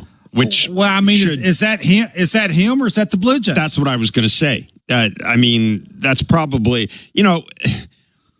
when you're making guys, I'm not going to say he's a bad pitcher, but when you're making guys who aren't pitching very well look good, that's generally a bad sign. I mean, it's one thing if Hunter Brown comes out and stuff. See, that's fine. But to basically, I mean, did Ronel Blanco break a sweat? I mean, what did Bo and Vladdy do? They're 0 for 8 with three strikeouts, 2 balls hit out of the infield, 2 fly balls from Bo. Didn't look to me like Ronel Blanco had to work that hard. Yeah, I mean, he's a big leaguer. I mean, he is good enough to if you don't make adjustments, you don't buy into using the entire field. You don't buy into, at least early in counts, trying to lay off the slider. I mean, that's what he was doing, right? He was seeing that they were swinging at it early in counts. He was getting some cheap outs on it just because of the lack of adjustments that they were not making why not? I mean, when you see it happening, they ain't making adjustments, keep throwing it out there. And then they are also, too, having trouble with velocity, right? I mean, you were seeing that after Blanco left. Just anything above 95 just gives that lineup a whole bunch of mess of trouble, right? Lefties don't like the elevated heater. The righties don't like glove side. Like, it's just like, you know, how do you make adjustments? They don't seem to want to move around the box. They're not moving closer to the pitcher to take away the break on the slider. Like, it's just those in-game adjustments. Do whatever it takes to fight and claw, to string together runs. Just right now, just doesn't seem like they're capable of doing that. So, you know, this is, again, when you pan over, you see the pitchers, they're all talking, they're all trying to figure out ways to keep a lineup from basically not scoring any runs whatsoever, because they understand, Chris understands, you give up 3 early, game's probably over with the way the lineup's looking. So hopefully, again, it's a marathon, not a sprint. Hopefully they figure out what they're trying to do when it comes to game planning and have better swings early in counts. You're a big leaguer. Figure it out. 416-870-0590, 888-666-0590, star 590. If you want to reach us via text, 590-590 is the text line. If you're just tuning in after watching the Leafs beat the Ottawa Senators, just replay Blue Jays talk from last night. It's essentially the same damn game. We just changed some names around a bit. Fair. More or less. 416-870-0590, star 591, 888-666-0590. Russ in New Jersey. How you doing, Russ? Yeah, I was watching Leaf game, so I wasn't going to call you, but that was at least a nice ending. Yeah. You know, you guys, you know, I used to laugh because last year guys used to call up, the hitting coach and the hitting coach. And I love telling people, you don't know the hitting coach on the best offensive teams in baseball. You have no idea who they are. Okay, hitting coaches, we don't see teams saying, there's a bidding war, $10 million a year for some hitting coach. After a while, you just have to doubt the talent. Now, do I think Vladdy's going to come around? Yes. I think he's going to obviously hit more than one homer, and I think he's going to go through stretches where he hits well. But, you know, there's some guys on this team. I think Alejandro Kirk is, he had a half a good season and went with a 22, and everybody just went bonkers. He was good till June, and that was it. And then, so, it's not about the hitting coaches. It's after a while, it's the talent, and you feel bad for the pitchers. Like Bassitt had some bad luck, but like you guys just said perfectly, these guys think if they don't make a perfect pitch when they're in a jam, it's 2-3 runs, the game's over. And that's the way this team looks, and you hope they can pull out of it. But I really, this hasn't been going on just for 24 games this year. This has been going on since a lot of it from last year. And yes, they got Santander, but there's a lot of the same guys in there. And, I just don't see that much of a light. I think the pitching's been really, really good at starting pitching, but I just don't know, where you go from here. It's quite frustrating to watch because, like I said, when you have good pitching, you just think you need a little bit of offense, and they just can't even get that these days. So that's my comment on this team. But the hitting, I love those people who used to call last year about the hitting coach. Like they're going to get the hitting coach, and then the team's just going to start hitting the ball all over the yard. Yeah, Russ, I appreciate the call. And, we always try to tell people that it isn't football. The hitting coach, it's not the same as the offensive coordinator. I mean, as my friend Mr. Barker says, the hitting coach is basically somebody who does good soft toss for the most part. Look, David Popkins has replaced Guillermo Martinez.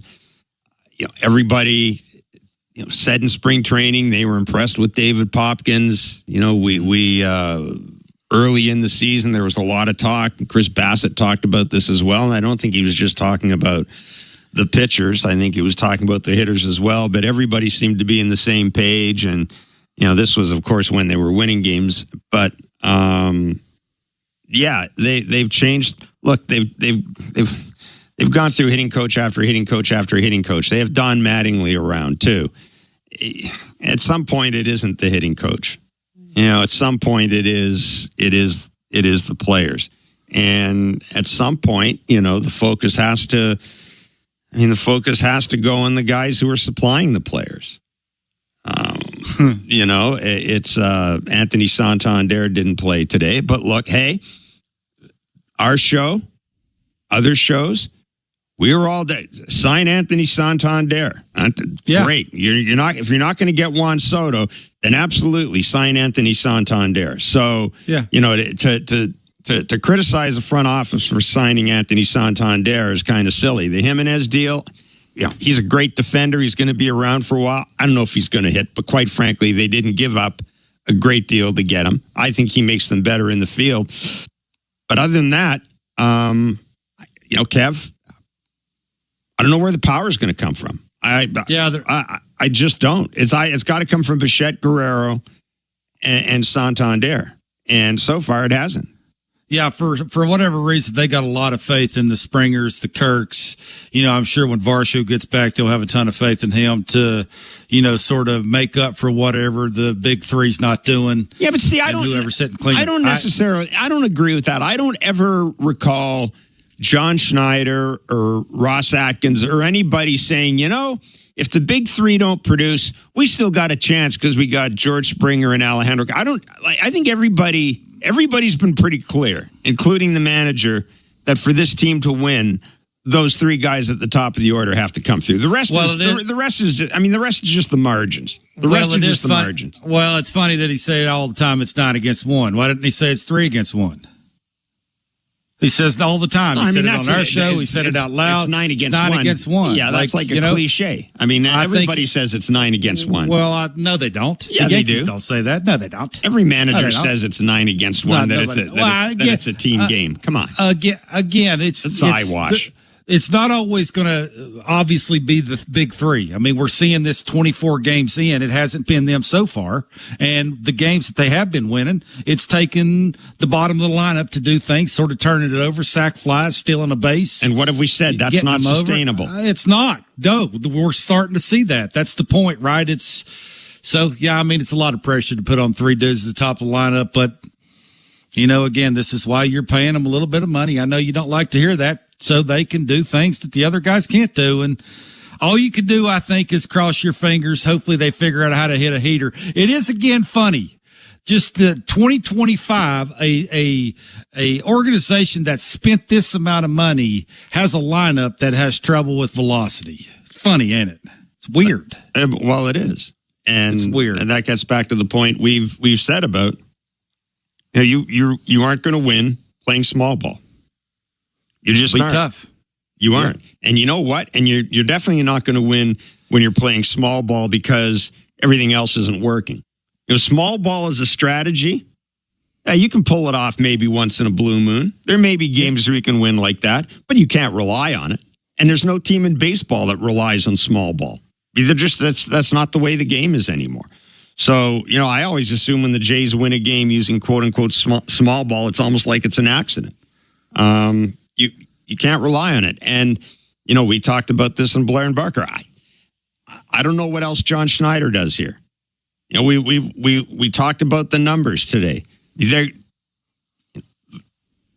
top three guys are coming up with men in base. They're just not coming through. The bottom of the order is doing enough. Yeah. To set the table for the guys who are supposed to, deliver the goods.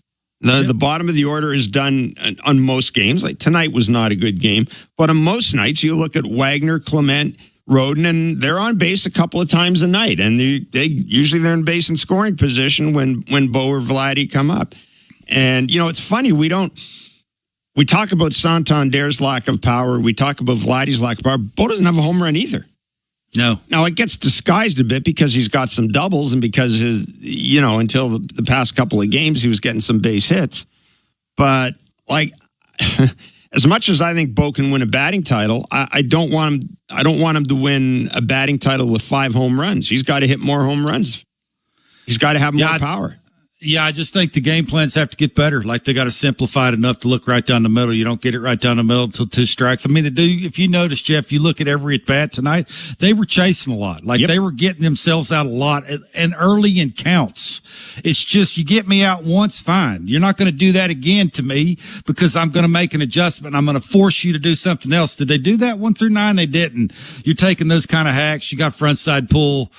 Just makes it easy for a pitcher who knows how to throw glove side, make it look like a strike most of the time, get you to chase, and before you know it, it's 7 scoreless, and he's giving up 2 hits, and you're losing a baseball game. So they got to figure it out. However they figure it out, they got to figure it out sooner or later. It ain't going to get any easier. They're still always going to face velocity. I was always under the impression that to hit velocity, you got to look for it. And you can't chase it around the strike zone. Not everybody likes it up. Not everybody likes it in. Not everybody likes it away. If you don't like it in any 3 of those, take it till you get where you do like it. And then maybe it gives you a better chance to slug. That for me is what you're not seeing. You're starting to see people grip the bats a little tighter. That's why you're starting to see really bad swings, and they're starting to chase bigger.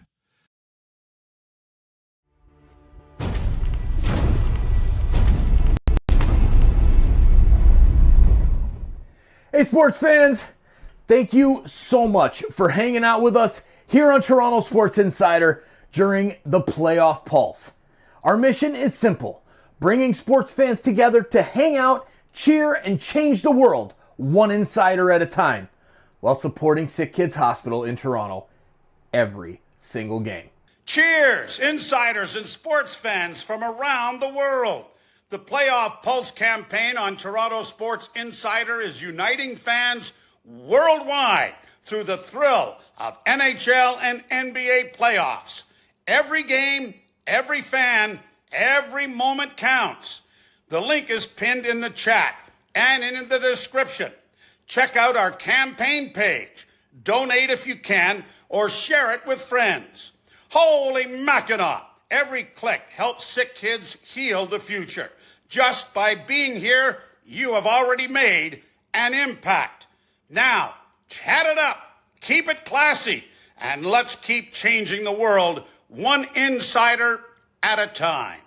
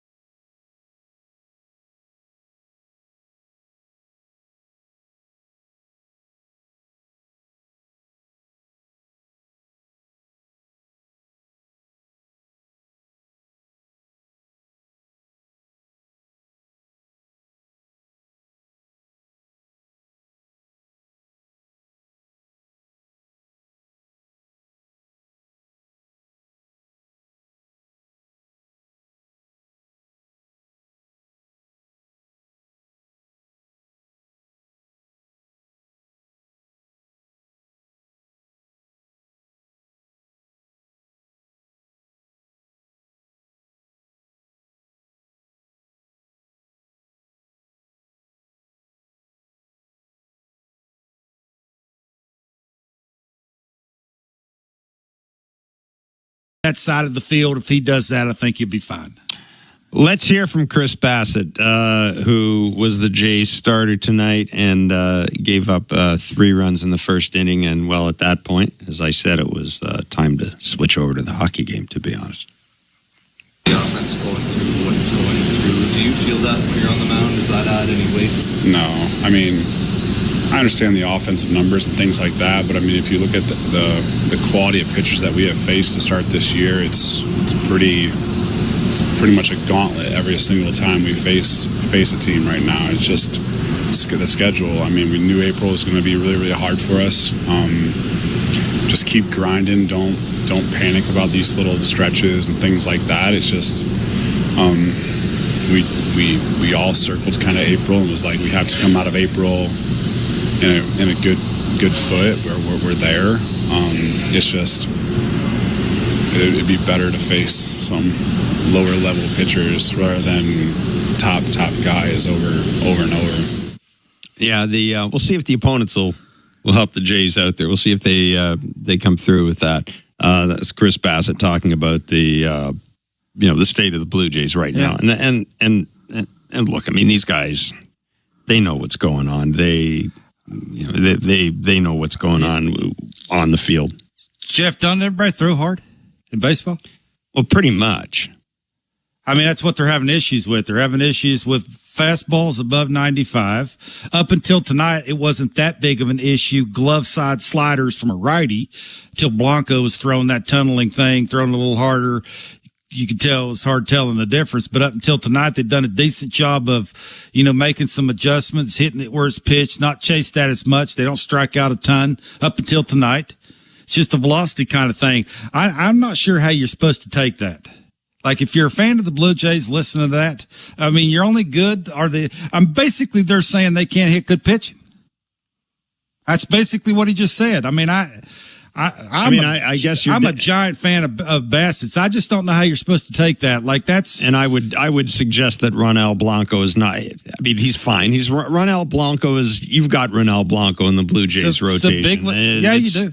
You know what I mean? It's a big league pitcher. But if you make adjustments and you don't chase certain pitches, you should have better at bats against him. Well, I mean, maybe maybe the way things look, maybe these guys think they're facing Hunter Brown every night. I mean, who knows? By the way, Dalton obviously Varsho. They're having conversations about that in the clubhouse. That's why he's mentioning that. Dalton Varsho, tonight in Buffalo, DH'd, was 0 for 4 with 2 strikeouts. I was just looking at some of the Buffalo offensive numbers, and wow. It's called it now. It's okay. It's the weather. The weather. Buffalo. It's right. Yeah, I was about to say that's not entirely fair, but man, I played in April in Buffalo. It's awful. Yeah, but if you're looking for help down there, nothing screams. Put me in coach. Play third base. Nothing screams. Yeah. Put me in coach. You got what you got in Buffalo. That's it. And Dalton Varsho, when he gets back here. He's not going to solve all the Jays' issues, but I think we at least believe that when Dalton Varsho gets back here, we'll have a better idea what the lineup's going to look like. But, Kevin, I think if Dalton Varsho is ready to go, you stick him in the number 2 spot and move everybody I think down. so, too. I think you have to do it. Well, I think you've seen it play out with Vladdy in the 3-hole. I think Santander, for me, would probably be a little bit more comfortable hitting in the cleanup spot. May sound silly to some, but man, what else you got to lose, right? You put them where they're most comfortable. John did exactly what John, I think, was supposed to do because of what he don't have after Santander, and it worked. Like, he's gotten these 3 dudes more bats than anybody else on the team when it matters the most. Just so happens nobody showed up. Nobody told the big 3 that the season started. Yeah. Hopefully it starts tomorrow. Hopefully they have good at bats. Hopefully Santander got the mental break that he needs and can come back tomorrow and not chase and get a better pitch to hit. It would be interesting to see him lay off the elevated fastball, work some counts, force a dude, or let a dude throw a ball down the middle. Try that swing on for size and go from there. That'd be nice. Let's go to the text line. Dave in King City. Boy, this lineup is going to put Hoffman and Garcia out of business since we will only see them when the Jays are leading. Yeah, I mean, that is, the sad thing about a night like tonight is You really are. I mean, basically for John Schneider and Pete Walker, all you're doing here is you're trying to protect your bullpen and hope that tomorrow night you do need them. Yeah. And if I'm looking for positives out of tonight, take a look at Brandon Little's numbers, man. I mean, he gets there's a lot of swing and miss there. There's a ton of swing and miss. Were you surprised that he brought him in against two righties? I mean, I know he wanted to throw against Alvarez. Then you look up stats and see what righties are hitting against him. 111 coming into the game. Yeah, he's got filthy stuff, dude. I mean, everything everything that Pete Walker was telling us. Right. He's filthy. Yeah. So, and you can tell watching hitters' reactions to him too that there is something there. It's just the non-competitive pitches, right? That knuckle curve. Sometimes he's going to choke that thing off and bounce it 40 feet in front of the plate. Those are the pitches. If he can eliminate those with as much movement that he gets on the sinker and that natural little cutter occasionally that he likes to throw against the righty, I mean that's the filthy stuff. So. Yeah, I don't think the problem is the pitching. Kev, Bevan Ottawa asked a good question. Barker talks about in-game adjustments. So who is that on? Players or coaches? That was feeble tonight. Well, I mean, again, the big three, when they're in the game, that has nothing to do with the coaches. They've been around long enough. They know their swing. They know what they can and can't hit. That's those three's problem. That is up to them to go up, make in-game adjustments, stop taking big daddy hacks, stop chasing the slider away, get your foot down on time, Vladdy, stop chasing the elevated heater, Santander. Like, that's up to those three guys. After that, the other guys are going to need some help. So, I think that's sort of what they're talking about is they're trying to give them as much information as they can until they walk on the on-deck circle and eliminate it and see ball, hit ball. I think they're forgetting about the ball part. Mm-hmm. Brian in Oshawa wants the Jays to make a trade for two thumpers. He says one of them has to play third base. We talked about this a bit in the show. We'll have Dave Schoenfeld from ESPN on tomorrow on Blair and Barker, and he did an article on players you may see becoming available around the trade deadline or in season. And bad news, folks, very few of them are hitters, and very, very, very few of them are impactful hitters. Now, of course, anything can change, but if you look at the list of possible players, and if you want to play that game, you want to play the fantasy game a little bit, there's a whole bunch of pitchers and not very many, Kevin, very many hitters. So, I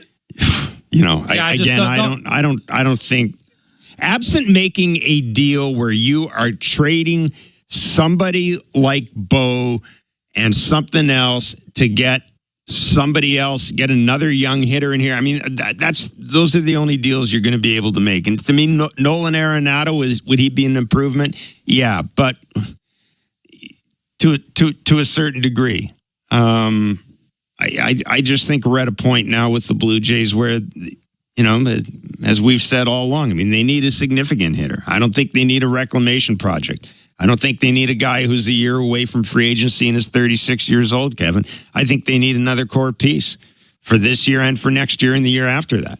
Yeah, I think they need to figure out how to get the big three, a little bit better, right? I think they got what they got. And I think we got to remember, too, I know it's hard. They're only 24 games in. They're 12-12. It could be way worse, and they couldn't be 12-12. So let's have a little faith that maybe they can figure out the big three. I would be excited to see how it would look if those three guys get hot at the same time.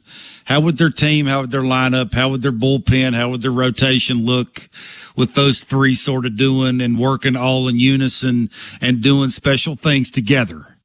Hopefully we see that sooner than later. Yeah, we've got more questions. Russ from Toronto asking again about in-game adjustments. He points out, boy, it sounds like you talking. How does a team go almost 3 years with the same issue without adapting? And it's a great question. It's a great question. Either it's systemic or the players they bring in just aren't capable of doing it.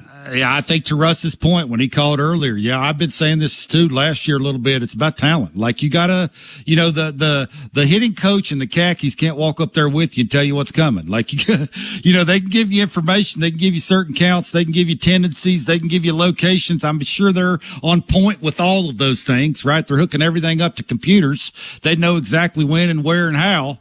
It's up to you to go up there, know what you do well, and don't swing at pitchers' pitches. Up until about 20 minutes ago, they've been doing that all year.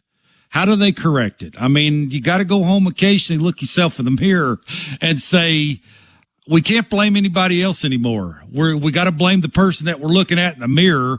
That person's got to stop swinging at things he shouldn't be swinging at. So, I know the easy answer would be yell and scream at all the khakis and the coaches. It ain't the khakis and the coaches' fault. It's up to the players. They're big leaguers. Most of these guys have been around long enough to know who they are and what they do well. It's up to them now to go up to the plate and fix it. Hopefully they can do that. Because this is getting, to be a little bit of a theme and a little hard to watch. Like, Vladdy's frustrated, which is weird. It's rare that you see him breaking bats and yelling and screaming. I think he yelled at himself, last night when he popped out on a pitch, or maybe that was at home, a ball that he thought he should have hammered. Like, you can tell it's getting to the guys a little bit. And hopefully, right, they're human beings. Hopefully they get better pitches to hit and start hitting some balls in the seats, especially. The only way you're going to do that is to get a good pitch. Yeah. It's about what you swing at in the big leagues. And, hopefully they do that. We've kind of gone back and forth about Vladdy's contract and everything like that, and we've had a little bit of fun with it. But I would be willing to bet that, when Vladdy goes home tonight, Vladdy's probably thinking, man, I thought, the contract was done. There was going to be this weight lifted off my shoulders. There was going to be a sense of I was going to be free and easy. And he's definitely pressing. And I can't say I'm going to say this. I will say I'm a little surprised because I didn't think that he'd sign the contract and then instantly go off and hit 30 home runs in a month. But I thought you would see a difference. The best Vladdy. I thought you'd gradually see the best Vladdy. And, this looks like the Vladdy we saw in the first half of last year, which wasn't good enough, quite frankly. Regardless of what he was getting paid, the Vladdy we saw in the first half of last year was not good enough. Yeah, can't argue that. And I think you can throw Bo in there too, right? The spring training he had, the way he looked, the way he was hammering balls. Again, hopefully they can turn the page, come back tomorrow and hammer some things. They will get a chance to do that. Game 3 of the series is tomorrow in Houston. As always, Blair and Barker will be on from 2 to 4 Eastern on Sportsnet 590 The Fan and Sportsnet to get you set for that game. Thank you for listening to Blue Jays Baseball, brought to you by the local family-owned Crown Rust Control Centers in Saskatoon and Swift Current, Saskatchewan. Crown is proud to be Canadian-owned and operated since 1986. So protect your vehicle from rust today at your local Crown Rust Control Center or visit crown.com. Crown, Canada's #1 rust protection.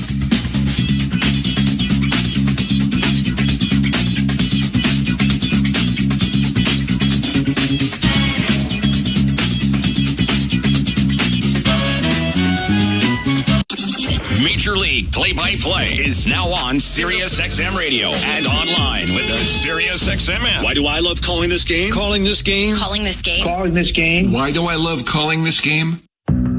It's because I get a chance to bring some joy into people's lives. Anything can happen on a baseball field. We've got a new game! It's perfectly unscripted theater. Everybody on their feet. Because you never know what you're going to see on a given day. Vladimir Guerrero Jr.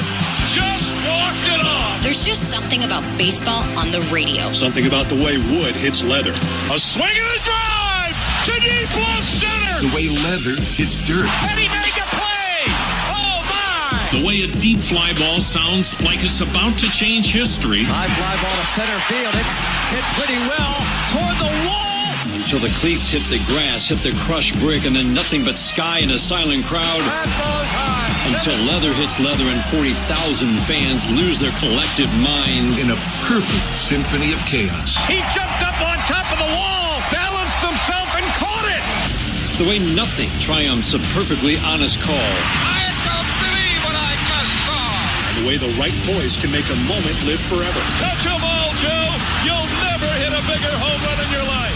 Outsiders may think this is just two teams. A ball, a bat, and a microphone. But no. For over 100 years, this has been the soundtrack of the American pastime. That's it!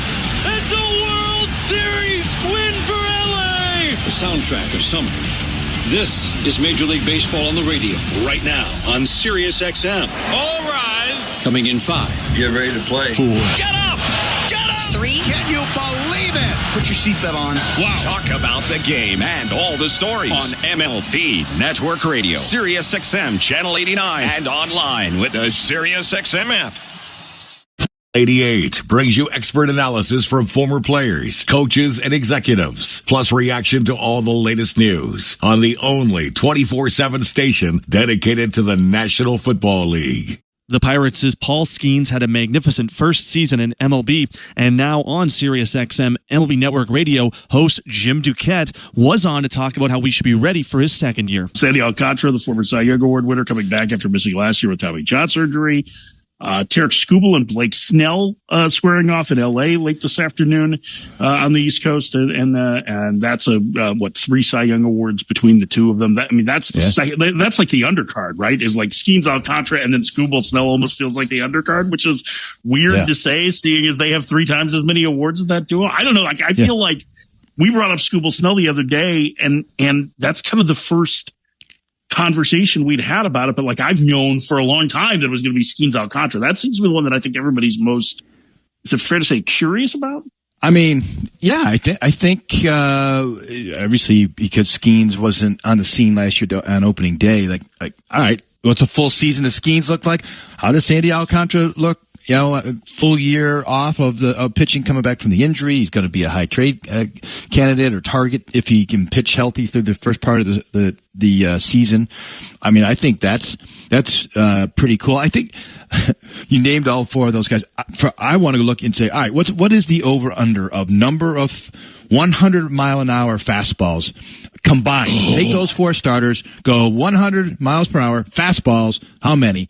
Follow every second of the action on NHL Network Radio. From behind the bench to every play on the ice. If it's hockey, it's on SiriusXM NHL Network Radio. SiriusXM 91. I'm Frank Trachtenberg with your SiriusXM MLB schedule for Tuesday, April the 22nd. All times are Eastern, and please remember, all games, times, and channels are subject to change. Check SiriusXM.com for the latest updates. In Major League Baseball, 6:10 p.m., Cleveland Guardians take on the New York Yankees. Guardians on Sirius 208, XM 175, and Internet 848. Yankees on Internet 859. 6:40 p.m., Detroit Tigers face the San Diego Padres. Tigers on Sirius 209, XM 176, and Internet 850. Padres on Internet 862. 6:40 p.m., Miami Marlins face the Cincinnati Reds. Marlins on Sirius 138, XM 177, and Internet 855. Reds on Internet 847. 6:45 p.m., Boston Red Sox taking the Seattle Mariners. Red Sox on Sirius 139, XM 178, and Internet 844. Mariners on Internet 864. 6:45 p.m., Washington Nationals face the Baltimore Orioles. Nationals on Sirius 106, XM 179, and Internet 869. Orioles on Internet 843. 7:10 p.m., New York Mets face the Philadelphia Phillies. Mets on Sirius 119, XM 180, and Internet 858. Phillies on Internet 860. 7:15 p.m., Atlanta Braves face the St. Louis Cardinals. Braves on Sirius 137, XM 181, and Internet 842. Cardinals on Internet 865. 7:40 p.m., Chicago Cubs take on the LA Dodgers. Cubs on Sirius 108, XM 182, and Internet 845. Dodgers on Internet 854. Spanish Feed on Internet 870. 7:40 p.m., Kansas City Royals take on the Colorado Rockies. Royals on Sirius 159, XM 183, and Internet 852. Rockies on Internet 849. 7:40 p.m., Minnesota Twins take on the Chicago White Sox. Twins on Sirius 160, XM 184, and Internet 857. White Sox on Internet 846. 8:10 p.m., Houston Astros take on the Toronto Blue Jays. Astros on Sirius and XM channels 89, Internet 851. Blue Jays on Internet 868. 9:38 p.m., LA Angels take on the Pittsburgh Pirates. Angels on Sirius 132, XM 186, and Internet 853. Pirates on Internet 861. 9:40 p.m., Arizona Diamondbacks take on the Tampa Bay Rays. Diamondbacks on Sirius 85, XM 187, and Internet 840. Rays on Internet 866. 9:45 p.m., San Francisco Giants take on the Milwaukee Brewers. Giants on Sirius 146, XM 185, and Internet 863. Brewers on Internet 856. 10:05 p.m., the A's face the Texas Rangers, with the A's on Sirius 83, XM 188, and Internet 841. Rangers on Sirius XM channels 89, Internet 867. Spanish feed on Sirius 208, XM 175, and Internet 871. For 24/7 coverage of Major League Baseball, from day one of the regular season to the final pitch of the World Series, keep it locked on Sirius XM MLB Network Radio, channel 89. I'm Frank Trachtenberg with your Sirius XM MLB schedule for Tuesday, April the 22nd. All times are Eastern, and please remember, all games, times, and channels are subject to change. Check SiriusXM.com for the latest updates. In Major League Baseball, 6:10 p.m., Cleveland Guardians take on the New York Yankees. Guardians on Sirius 208, XM 175, and Internet 848. Yankees on Internet 859. 6:40 p.m., Detroit Tigers face the San Diego Padres. Tigers on Sirius 209, XM 176, and Internet 850. Padres on Internet 862.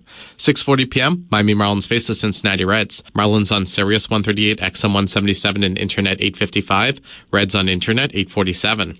6:45 p.m., Boston Red Sox take on the Seattle Mariners. Red Sox on Sirius 139, XM 178, and Internet 844. Mariners on Internet 864. 6:45 p.m., Washington Nationals face the Baltimore Orioles. Nationals on Sirius 106, XM 179, and Internet 869. Orioles on Internet 843. 7:10 p.m., New York Mets face the Philadelphia Phillies.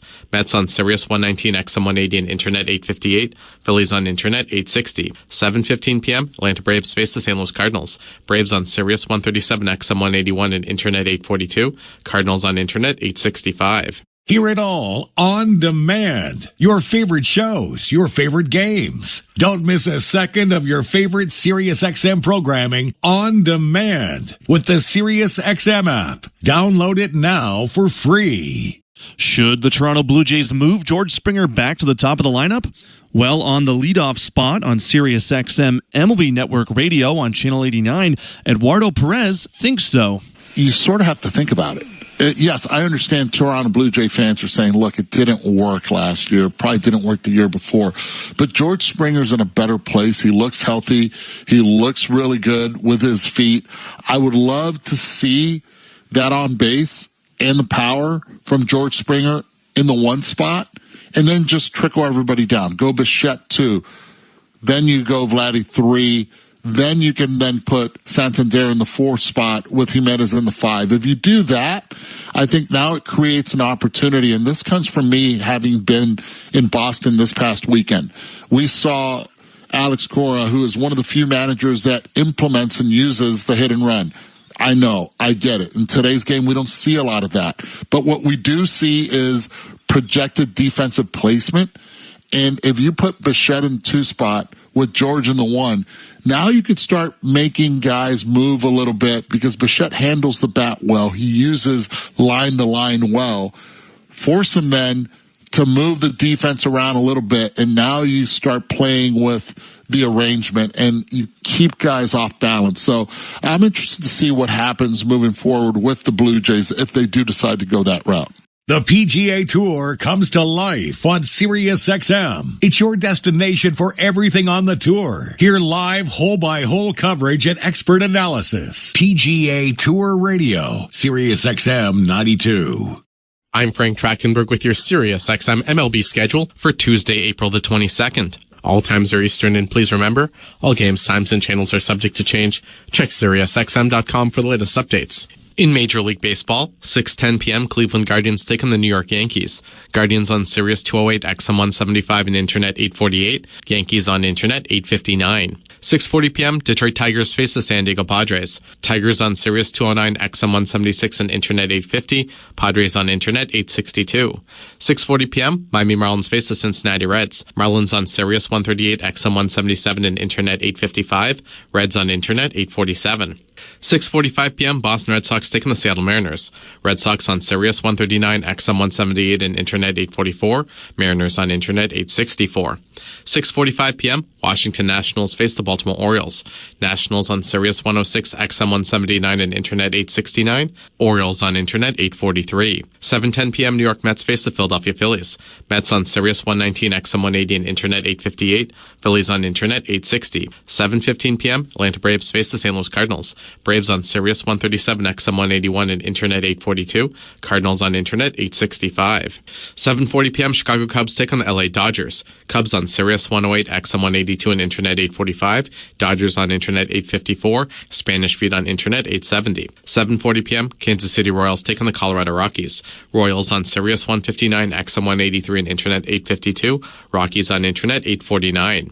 7:40 p.m. Minnesota Twins take on the Chicago White Sox. Twins on Sirius 160, XM 184 and Internet 857. White Sox on Internet 846. 8:10 p.m. Houston Astros take on the Toronto Blue Jays. Astros on Sirius and XM channels 89, Internet 851. Blue Jays on Internet 868. 9:38 p.m. LA Angels take on the Pittsburgh Pirates. Angels on Sirius 132, XM 186 and Internet 853. Pirates on Internet 861. 9:40 p.m. Arizona Diamondbacks take on the Tampa Bay Rays.